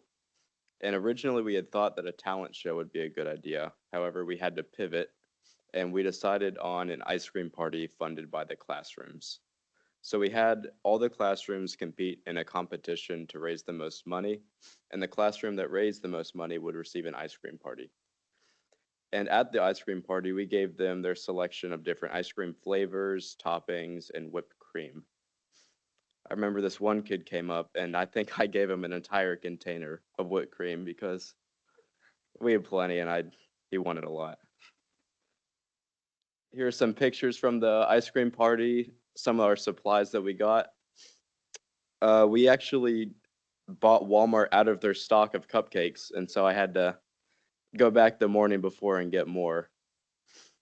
And after that, we went around like class to class, and we gave out the cupcakes to all the classes that didn't receive the ice cream party because we felt bad. We didn't want any classroom to get left out. And as you can see, I'm up there in the Willie the Wildcat costume, taking pictures. I would dance for the class kids. You can see on that picture to the right, we're all doing a dab. And so all the kids really had a good time. It was a good experience. Well, and this one girl, I remember the teacher telling me that she said that it was the best day of her life. So after our ice cream party, we went to drop off the equipment we ordered from Amazon, and the kids really seemed to love the equipment. Pickleball itself was a huge hit, and all the kids seemed to have a bunch of fun, and we're laughing the whole time.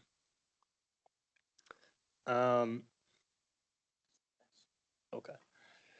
We need to do a huge thank you to especially Miss Maynard for making this so easy for us. She was on board with everything we pitched, even if it didn't seem like it was going to go too well. But and she really just thank you. The Meadows staff and students. The Meadows students really made this event. Their joy and how much they enjoyed it really made the whole thing. Valley Health supplied the cupcakes and all the ice cream stuff for our party, so huge thank you to them. Mid-Atlantic Maintenance for painting. Thank you to them. Miss Mack, of course, for her unwavering support and advice.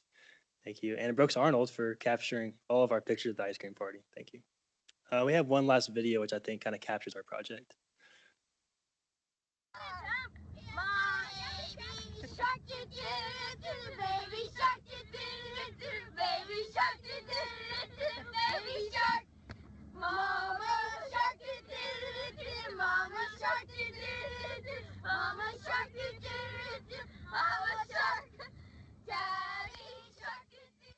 But thank you, guys.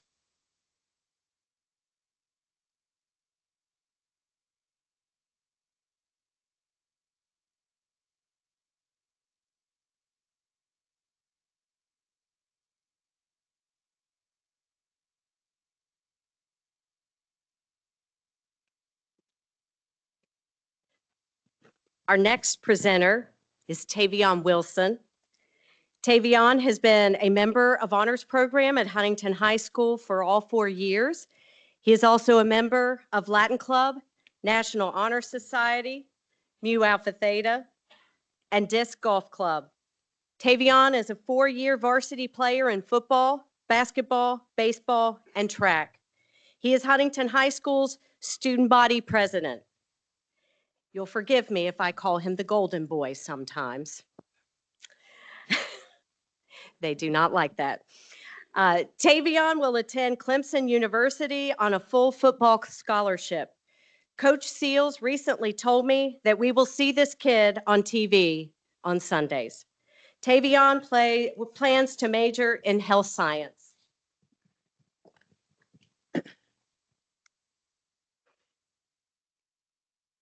Get smart on sports. So what exactly is my project? Well, the origin of my project is a little bit different than others, as it is a continuation of one from last year, created by Tristan Hornbuckle.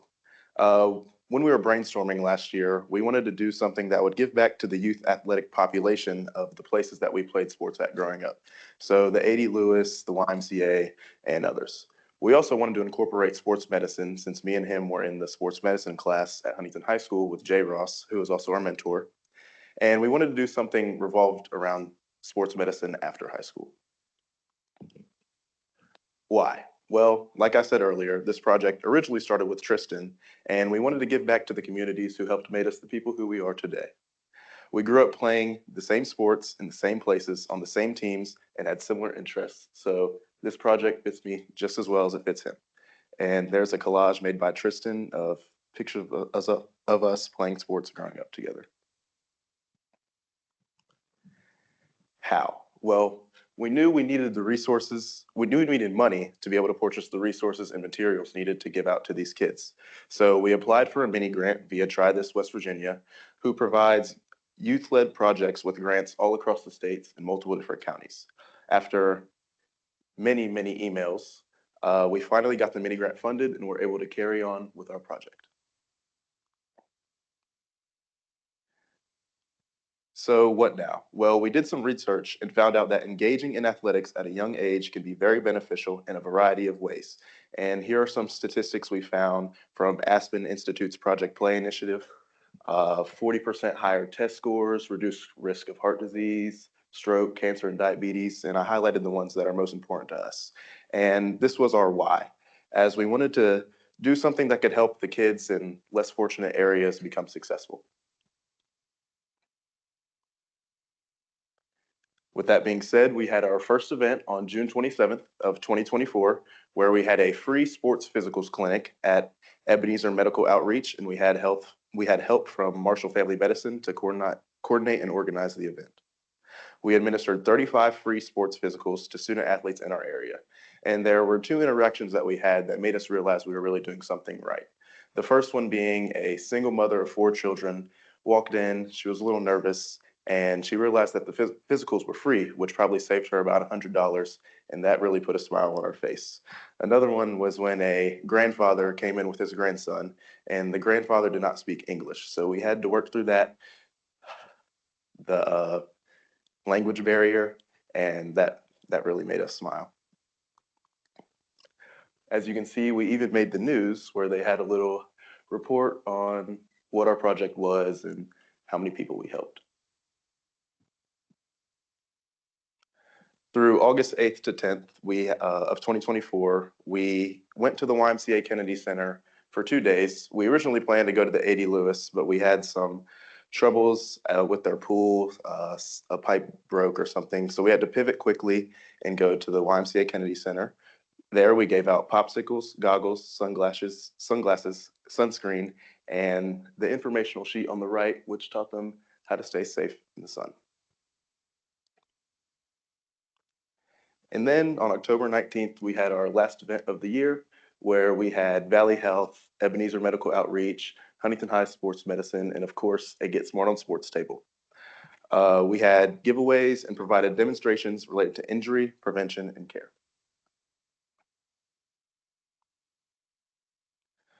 So after this, it was my turn. We planned on holding one more event at the YMCA during basketball season, but we lost our main contact and didn't really know what to do. So I went into the summer brainstorming, and I knew I wanted to do something at the YMCA as we couldn't do something at the end of that year. And I decided I was going to do a hydration education station at the YMCA on their flag football Sundays. Keeping kids hydrated. I thought this was an important topic to cover because I sometimes struggle with that, and so do other athletes, regardless of age. And we did some research and found out some interesting information. More than half of US children and teens are at least mildly dehydrated, according to Harvard research. And also a CBS study shows that 25% of children aged 6 to 19 do not drink any plain water on a daily basis. Here's a bigger picture of the graph with some commonly reported symptoms of dehydration, obviously thirst, dry tongue, dry lips, fatigue. There's some others. So now it was time to take my plan and put it into action. I went on Amazon and started scrolling, and I made a list of the supplies I needed. Those are pictured on the left. And I put them in a cart and started texting the person who had access to our money via the Try This West Virginia mini grant we received. When me and Tristan started this project, we were both below 18, so we weren't allowed to hold the money, and we had a connection with an adult who would do that for us. And all was going well, but it was going a little bit too well. We had some troubles placing the order, and in November, I texted, no response. December, no response. In January, no response. Until we finally got a response on January 20th, and we were able to make the purchase.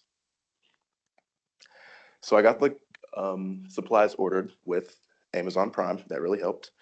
But these were the items that I needed in October of last year. So I had to figure out how to make these work.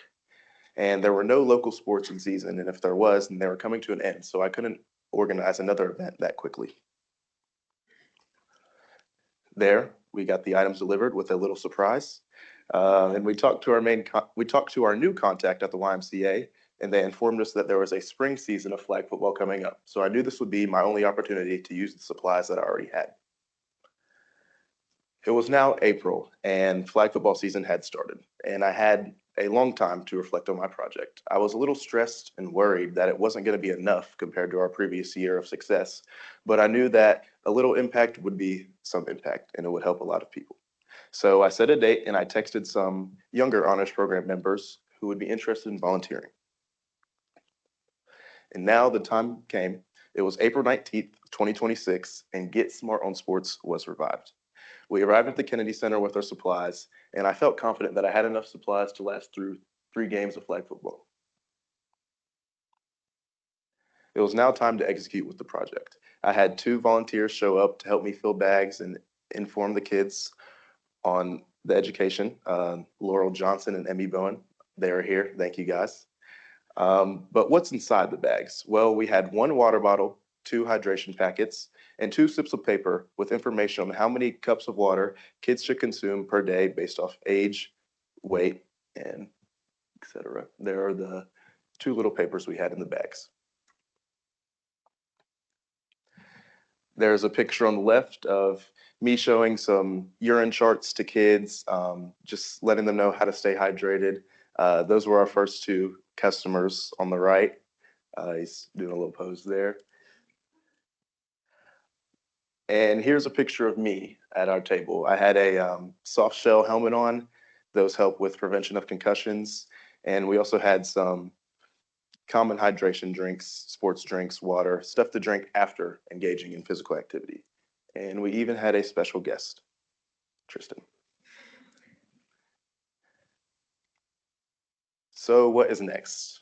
Well, I plan on using my leftover materials for another event after this, and I'm looking for another honors program member, younger than me, maybe a junior or sophomore, to help keep this project continuous. And if nobody wants to pick it up, me and Tristan will be more than willing to keep doing this. What I learned? Well, communication is key. And this was really, I struggled with this because I was talking to an adult who had more power than me, and I was kind of scared to keep bothering them. But I knew I had to do something because they had too much money of ours. I couldn't just let them keep it. Even the little things in the even the little things can help a community and put a smile on someone's face. I knew our bags were a success when one of the little kids was scared to walk up, and his little brother came and grabbed one, and he was over there crying that he didn't get one, so I had to walk a bag over to him. We learned how to apply our research to action, and we learned that patience is key. Thank you.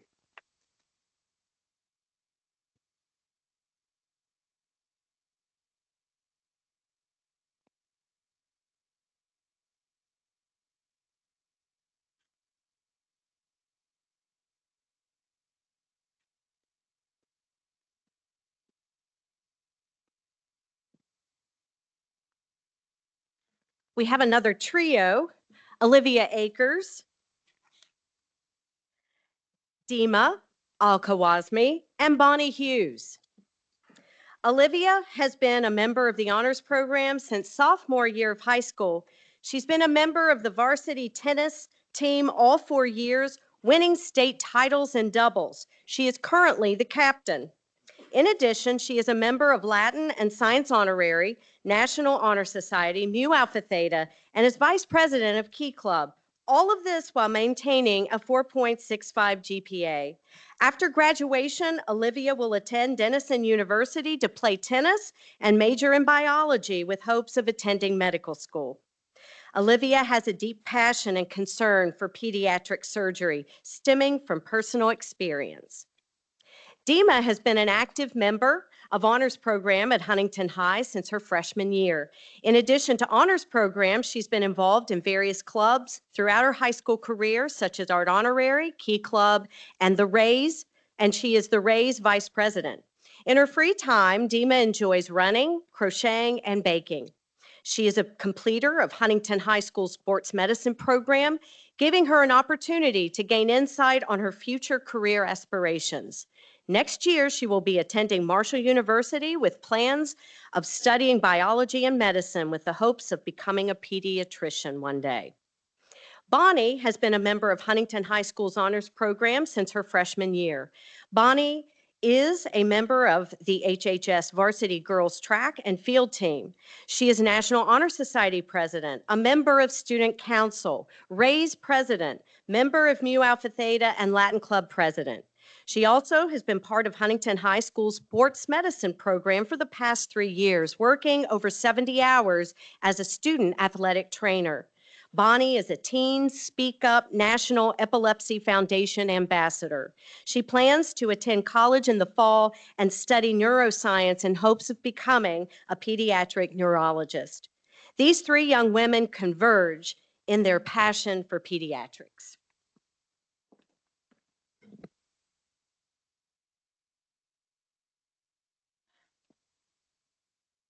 Play with a Purpose, Epilepsy and Pediatric Care Project. Our project focuses on how we can better support children, not only medically, but also emotionally in different environments. Now, when we think about healthcare, we often associate it with medical treatments and diagnosis, but for children, feeling safe, supported, and cared for is just as important. Our project is centered around that idea, supporting the overall well-being of children in all environments. We approached this in 2 main different ways. The first was by raising epilepsy awareness and educating others on how to properly respond to seizures. This is very important because quick and informed responses can make a huge difference in a child's safety. The second way we did this was by fundraising and donating the proceeds to Cabell Huntington Hospital, and we donated toys to the children. Now, although these may seem like 2 separate efforts, they are both connected by one goal, and that's ensuring children feel safe, supported, and cared for, whether they're in schools or receiving medical treatment. Now, before we get into this project, we each wanted to share a little piece on why we are personally passionate about it.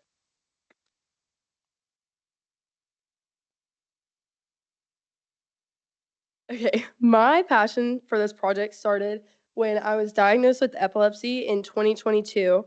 I went through 3 MRIs and 3 EEGs, and was finally diagnosed shortly after. Since then, I have had 17 seizures, and I didn't know what my life was going to be like since I didn't know anyone else with epilepsy. Shortly after, I became a Teen Speak Up National Epilepsy Foundation Ambassador, which is a group of 60 highly selected teens who went to the Capitol in Washington, D.C., and spoke to Congress about passing laws that would benefit people not just with epilepsy, but also those who had seizures. Sorry. I'm Olivia, and my passion for pediatric care began after I experienced a very serious dog attack at the age of 12. Approximately 15 to 20% of children are hospitalized at least once before the age of 18. Unfortunately, in September of 2020, I became a part of this percentage. While it was a difficult time, it introduced me to the healthcare environment from a patient's perspective. Over the course of 2.5 years, I had a total of 9 surgeries. Every surgery, without fail, the nurses and doctors always made me feel at ease. The example on the left or the right is with me with some Play-Doh and a stress ball, and on the left is with my surgeon. The care and compassion I received during that time inspired me to provide the same comfort and support to other children by donating handmade cards and a variety of toys. Okay, as you can see, from a pretty young age, I've always been interested in the idea of medicine. I've been exposed to it pretty much my whole life. My sisters are all doctors, and they are my main role models. One of my sisters was able to make it today, and I very much appreciate her taking her time out of her work schedule to be here to support me. I'm also the youngest in my family, and with that title, that title helped me understand how important it is to feel seen, understood, and safe, especially as a child. Because of that, I've developed a strong interest in pediatrics. I want to help kids feel better, both medically and emotionally. This project gave me an opportunity to explore that interest in a real way, both by learning about pediatrics and actually making an impact on children's lives.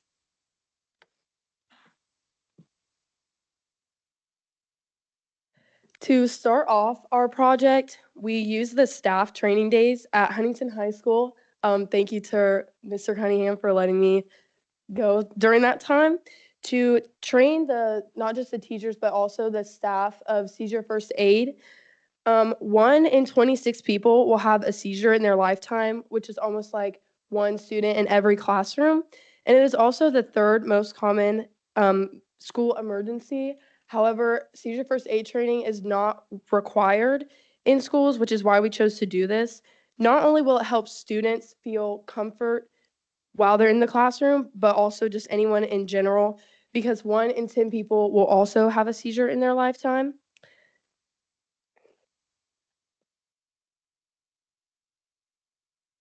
So the second part of our project was to raise funds for purchasing toys to donate to Cabell Huntington Hospital. To do this, we continued a fundraising concept that had been successful in a previous passion project. We organized a pickleball tournament hosted at the 7827 Tennis Center. We got the word out for our fundraiser by creating a flyer and putting them up around the school, as well as posting it on social media.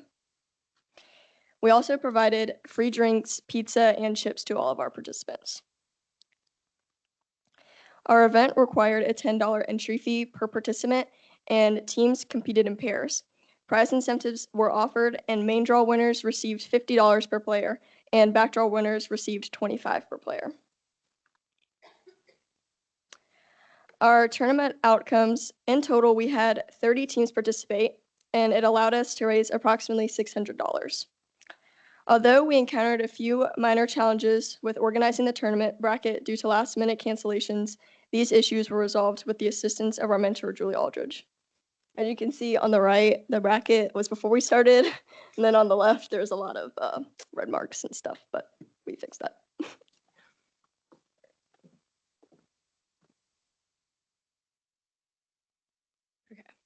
This part of our project focused on supporting children who are being hospitalized.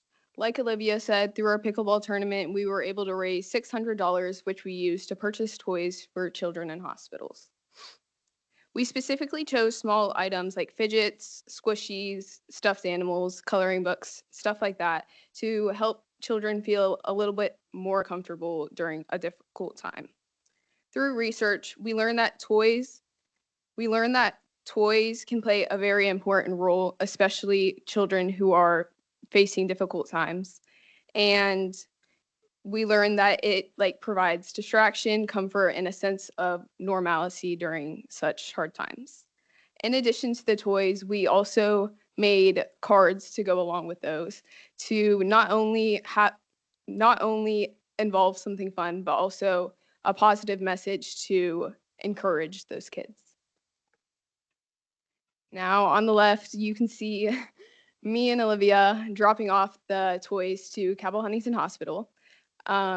We dropped them off to a child speech therapist, Miss Kazad, who said she was very grateful for this donation, and they always need donations like this. So we were thinking if anybody wanted to continue our project, Ethan's Toy Box at Cabell Huntington Hospital is always in need of donations. So we think that would be great. On the right is us with some of our honors program family, if those members would like to stand up. Special thank you to Molly, London, Liam, Price, and Thomas. We really appreciate you guys being able to help us. And this showed us that even such a small act can make a difference in a child's day. Over the past 4 years, we have learned that helping someone in the slightest way, such as making cards, donating toys, or even saying a kind word, seems just like a simple act of kindness, but can mean a lot to the other person. It can stick with them for a long time and can make their day, no matter how hard it is to make their day or how simple. And that is why we chose to play with a purpose. So we want to thank Mrs. Mack, Mr. Cunningham, Mrs. Aldridge, and Miss Kazad. That's it.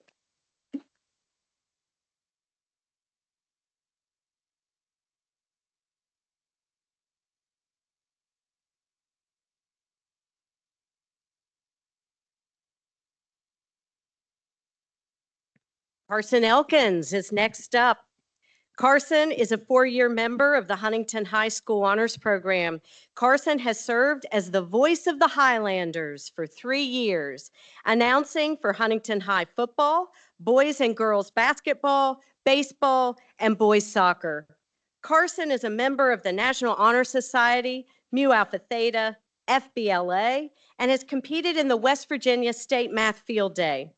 Carson is an AP Scholar with honor and has achieved all of this while maintaining a 4.7 GPA. After high school, Carson will attend Marshall University, majoring in mechanical engineering. He plans to continue announcing on the Highlander mountaintop. Carson's project involves the teaching and publishing of skills that can provide substantial benefits to the self-sufficiency of young adults in the future. Hello, everyone.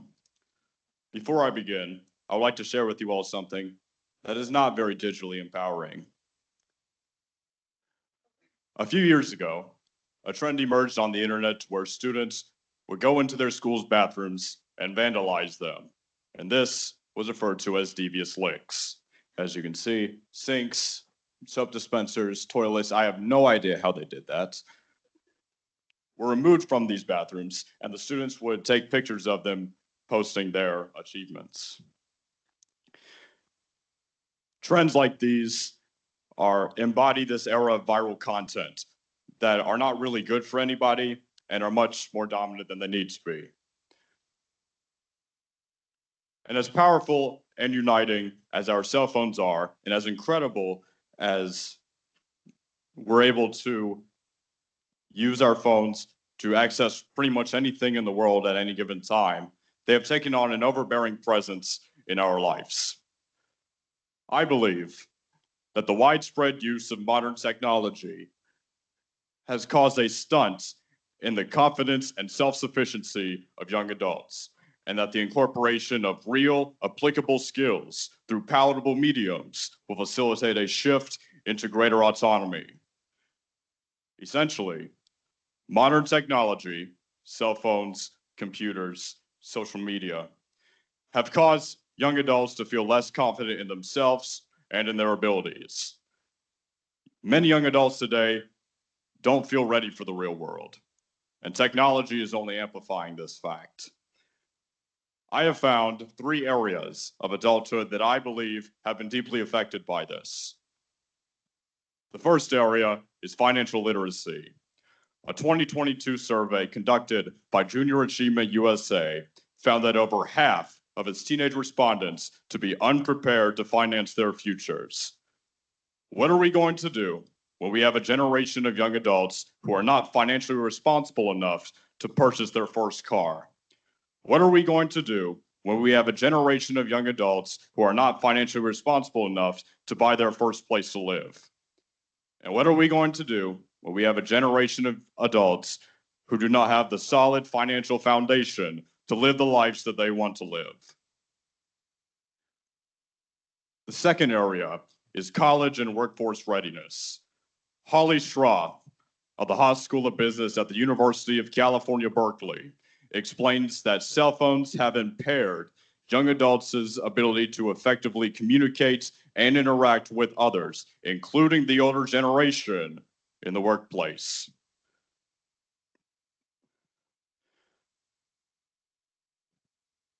Excuse me, sorry. Effective communication and problem solving are essential to any post-secondary pathway, whether it be college, the workforce, the military, trade school, or anything else that I'm not thinking of. It is crucial to be able to problem solve both on and off the job. The last area is professional etiquette. A study at the University of Chicago researched the impact of the presence of cell phones in one's workspace. In the experiments, they measured the performance on standardized tests between 3 groups. And the variable in this experiment was the location of their cell phone while they were taking a standardized test. The first group had their phone on their desk while they were taking the test.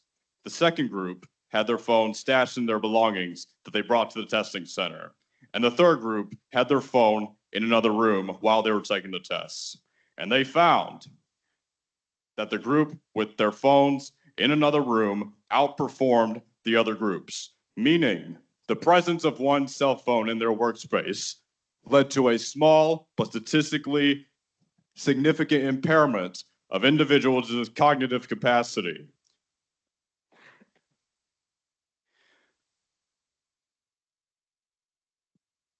Sorry.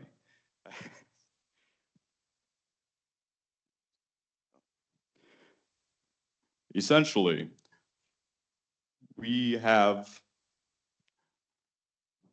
our professional etiquette is not just how we perform on the job.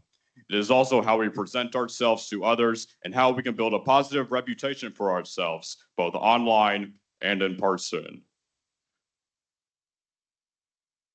All of this research has allowed me to finally answer the question that had been looming over my head for way too long.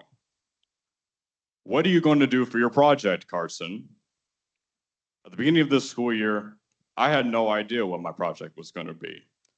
I started out brainstorming with my parents, and we came up with the idea of having a day at Huntington High School where high school students could come and learn basic car maintenance skills, such as changing a tire and jump-starting a car battery. I proposed this idea to my mentor, Mr. Jamie McElroy, and Miss Mac's husband. And he countered my idea with this. What if, instead of holding an in-person event for high school students who you know are on their phones all day and have their minds elsewhere wanting to do other things, and instead put that knowledge on their cell phones and expand it to other areas that are important to the success in adulthood. And this proposal and that conversation led to the beginning of the real world project. So here's what I would do.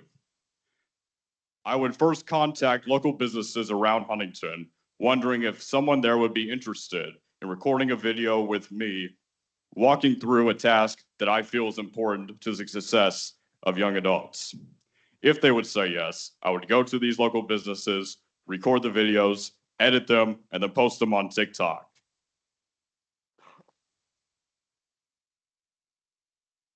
Several of the businesses that said yes to me include TikTok Tire, B&E Menswear, Old Colony Realtors, Dutch Miller Kia, City National Bank. And the topics of these videos range from how to change a tire, how to tie a tie, how to jumpstart a car battery, tips on finding your first place to live, tips on buying your first used car, checking account tips, and how to set up a LinkedIn account. And my videos and my TikTok account have garnered over 425 followers, around 2,100 likes, and over 37,000 views across all videos. And my most viewed video is on checking account tips, which has received 17.6 thousand views. And I recorded that at City National Bank, which I would like to share with you all. Hope you enjoy. You're at City National Bank in Huntington, West Virginia, and we're heading in to meet Paul. And we're going to learn some essential tips for effectively using a checking account. To effectively use a checking account, keep accurate records. Don't forget about the auto drafts that you have set up. Never give your account information to anyone over the phone. They may not be who you think they are. Don't share the PIN number to your debit card or your online ID or password. It could make you liable. Having a local bank can help when difficulties do arise. That was Paul, everyone. He was really nice to me. So after I would record these videos with these experts, I would turn the camera off and I'd ask them this one question. What is something that young adults entering the workforce lack, and what can they do to fix it? And I received varying responses, ranging from their motivation to their confidence, to their accountability, to their ability to utilize resources and obtain knowledge that will be a benefit to them. With all of this knowledge at our fingertips, I feel that it is our responsibility as young adults to put ourselves out into the real world and properly prepare ourselves for new experiences. So why did I create this project? I would like to quote the first video that I uploaded to my channel back in January of this year. That was just an intro to my project. I created this project to provide young adults with an accessible resource where they can learn essential life skills as they mature into functioning members of society. I was tired of seeing the good-for-nothing content on my cell phone every day. And I wanted something good to come out of these supercomputers that we put in our pants pockets. The sad thing about my project is I will never be able to see if my project has any tangible effect in the real world. I will never be able to know if what I did actually helped anybody. The likes, the followers, the comments, the views, they're all great. They don't teach me anything. They just prove to me that I have utilized a tiny corner of the internet. But I'm not the same young man that I was when I started this project. I'm more confident in myself. I've gained knowledge from these videos that I've created. I actually know how to do some of the things now, hopefully. I've generated something positive for my community, and I just feel better about myself. So maybe I did help somebody. Thank you all for your time.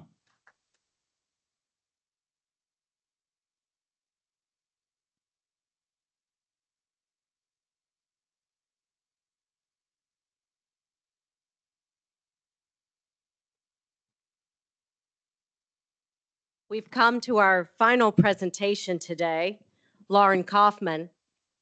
Lauren is an aspiring artist in the honors program Art Honorary, and Latin Club, whose creative spirit fuels her passion for transforming any sort of space, from paper to walls, into an art piece. Currently, she dedicates her artistic talents to her school alongside her own personal outlet. She has, for the past 2 years, spent time creating captivating murals around Huntington High School to bring life and color to the educational environment. Every work she creates is a testament to her belief that art has the power to uplift and connect communities. Lauren has been accepted to Savannah College of Art and Design, where she earned their largest scholarship. She plans first to attend Marshall this year and later transfer. Driven by an innate desire to spread creativity and evoke emotion through her pieces, Lauren is committed to making art accessible to everyone. Okay, my passion project this year was called Brushstrokes, a Splash of Paint to Color Our Lives. Okay, I want to start with this quote. I am enough of an artist to draw freely upon my imagination. Imagination is more important than knowledge. Knowledge is limited. Imagination encircles the world. And Albert Einstein actually said this. Now, you all might be expecting, as an artist, I'd probably use a quote by an artist like Van Gogh or Monet, but I wanted to use a quote by Albert Einstein, a well-renowned scientist that we all probably obviously know, because science and art are basically one and the same thing, and I wanted to show how this, like, art is not just limited to the visual arts or like the theatrical arts. It is also related to the scientific arts, with like Michelangelo and Albert Einstein. They both had great respect in the arts. Okay. And for me, art is also with my family. We have both science and art on both sides. So I wanted to like sort of also tie that into it. Okay, so this actually began sort of, it wasn't even originally my passion project. It was just something last year as a junior. My teacher, Miss Smith and Miss Frazier, they came to me asking me to do murals around Huntington High to join some of these seniors who were also doing it, and then some fellow juniors who were part of it. So we started with, ironically, a science-related mural for HOSA, which is the Health Occupation Students of America. And they came, my teacher came to me, said, can you paint this hallway for these, to like, because their hallway was blank and a little sad, and they wanted to show their respect for the healthcare in it. So they got us together, and basically every day, I think it was Wednesdays last year, we would stay till 5:30 and work on it. And if we had free time in class also, and while we weren't doing anything, we would also work on it. So through this, I met my first group of friends who I got really close to, and we still keep in contact after that, which ties into the whole thing of art and community. But then the next mural that led into was my first individual mural that I did, and it was just me working on it. And I think it was like Wednesdays or Thursdays that I would work on it. And then sometimes during my 7th mod art class, I would also go during that class mod and work on it. And this was for our child daycare in our high school, which they wanted to have this inviting, cutesy little mural that represented both the school and also would be appealing for the little kids of the teen parents there as well. Which, doing this, working on this one by myself, also made me learn time management, which was because I'm a very scattered artist myself. And so trying to get these murals done in a timely fashion was sometimes of a struggle, because with the previous mural, we like to also just talk and have fun. And then with this mural, it was just me. And I was like, it's kind of lonely working on it. So I had to play music while I was working on that, which actually leads into the next slide.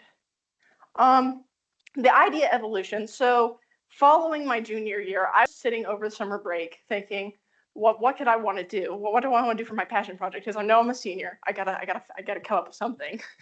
So my original idea actually stemmed from I have celiac disease, so I wanted to do something with healthcare, not healthcare, but like donating to the Celiac Foundation or something like that, and getting more dietary options in our school. So I was thinking vending machines that were gluten-free and could get like the dietary needs for people like me who have celiac disease and can't eat gluten. But then I was also like, vending machines are kind of hard to deal with in schools, like getting all the legal requirements for that. And then it evolved to, wait, why am I not doing something artsy? Because art is my whole life. I have been making art since before I could read, before I could write. I was drawing, like that was my life. So I evolved to this idea of, I was working already on these murals from my junior year to now I want to do something my senior year that would continue these murals in a more organized way. And then I started thinking too, back to the science stuff, where, because art and mental health also go hand in hand, where it's like art in an environment it's inviting, it makes it pretty, it's aesthetically pleasing, And also it activates these like neural activities in your brain that kind of like, I guess, send endorphins through you and make you happy. So I want to like take that, put that into the school system and have more art on the walls to make it more inviting and also make you like open up your mind a little bit more. And also art is known to reduce stress, it improves your self-esteem, and it provides an outlet for emotional expression, which is also a key part to my life, which also ties back into that idea with me having celiac disease. It created anxiety and stress because it was like, it put me in the hospital for a while. And so art became a greater outlet from there. So I wanted to give back to my school environment because of this. So I created this QR code that I hung around the school because I went to Mr. Cunningham about the idea because I had to have his permission to paint the school because it's not my school. Exactly, I go there, but it's not my school, just paints. So I had to go to him and he gave me permission and he was willing to cover all the costs for the paints, for the equipment that I would need. And so I made this flyer because I needed also teachers who would want a mural. So I made the flyer that they would scan and it would go into this very lengthy Google Doc that they probably did not want to read, but it was very necessary. So I would open this document and I actually got 11 requests for murals, which I was not expecting because my junior year, we only got 3 murals done. And then this year I got 11 requests and I was like, I'm one person. I can't do that much by myself. So I sent out documents. I did make like another QR code thing that they would scan in for student interest. And we only had one person who was a student who signed up for that on the actual QR document. So I went to people that I knew who were willing to help me with that, which includes Tori and Kelsey and also Josie. If you're all here, hi, thank you. I'll probably mention you again later. So I got like a tiny group. I got interest from there. So there's 5 people who are interested, most of them also in honors program, but because of scheduling and stuff, some of it didn't work out exactly the way I wanted it to. So this was the first mural I started with, and I actually have a deep love and appreciation for theaters. And Miss Dunphy, the theater teacher, asked me for a mural of the Comedy and Tragedy mask to put beside their theater board to make it more like pretty and inviting and fun. And so this was the first mural I worked on. It was, and most of the time for this mural, it was mostly just me. Josie did help with this mural a little bit at the beginning. And basically I would just come in every Tuesdays and Thursdays till 5:30 most every week and work on it. And so that was the first one we did. And what I would do is I would draw out the idea first, and then I would project it onto the wall. So it'd be basically a color by number at that point. So it's like just, you sketch it, project, paint, voila. Then the next 2 murals I had was the cafeteria mural. We had this old one that was already done on the wall with the Highlander and like the words, but one of my art teachers, Miss Smith, came to me asking me to basically redo it. So I painted over it. I redrew up a guy with a pizza. I redid the words. And that one, I had help with Tori again, and Josie helped a little bit at the beginning on that one as well. But that one was a little long taking because working in those lines with the lines on the walls was really, really annoying and takes a while. And then the next mural was actually for the counselor's office. But this was not what you would think. It's like most of the students wouldn't actually see this mural because it was in their individual space. So the counselors basically emailed me, asked me to paint their wall where they had these paintings that were there, but they didn't want them there anymore. And this was their individualized space where they would all meet together. And I guess it kind of is like also showing that students also don't need that little inspirational, colorful bit of life in their thing because they just wanted it for themselves as like a little motivational thing. And this is a work in progress right now, actually, which ties back into the science. But this one we've been working on, and hopefully we'll have it finished by next week. It is for the science section. They wanted the visible light spectrum, and which also ties into the whole idea of art and science are one and the same thing, and art is everything, everything's art. But we are working on this. It's a full, like almost long, very long mural, and we are painting it. And this goes back into the neural activities. Art it like activates your brain, and also the human eye can't perceive every color on the face of the planet because we are very limited in what we can see. So, but the visible light spectrum, we're just doing that, and it is multicolored and fun, which makes it also very inviting for the science. So it's combining that scientific aspect with the artistic aspect, and hopefully we'll have this one finished next week. And this is all the murals I've done, like in general, over the past 2 years. There are two on there that I didn't get to talk to you about too much. So there's the little dragon up in the corner. I actually did that one. It's on cabinets for my AP Lang teacher last year, Miss Dillon. She wanted something cutesy on her cabinets because she had AI printed stickers that she didn't want anymore. I was like, good, we'll change that. So I painted a little dragon with books on it. And then the sugar skull was for the Spanish, like right beside the Spanish teaching hallway, which shows diversity and inclusivity, that word, the word that means inclusive. And so that was that mural too, which I did that one last year, and the bookshelf cabinets were this year. And that about sums up my whole presentation. And wait, no, it doesn't. I was wrong. This is what's next.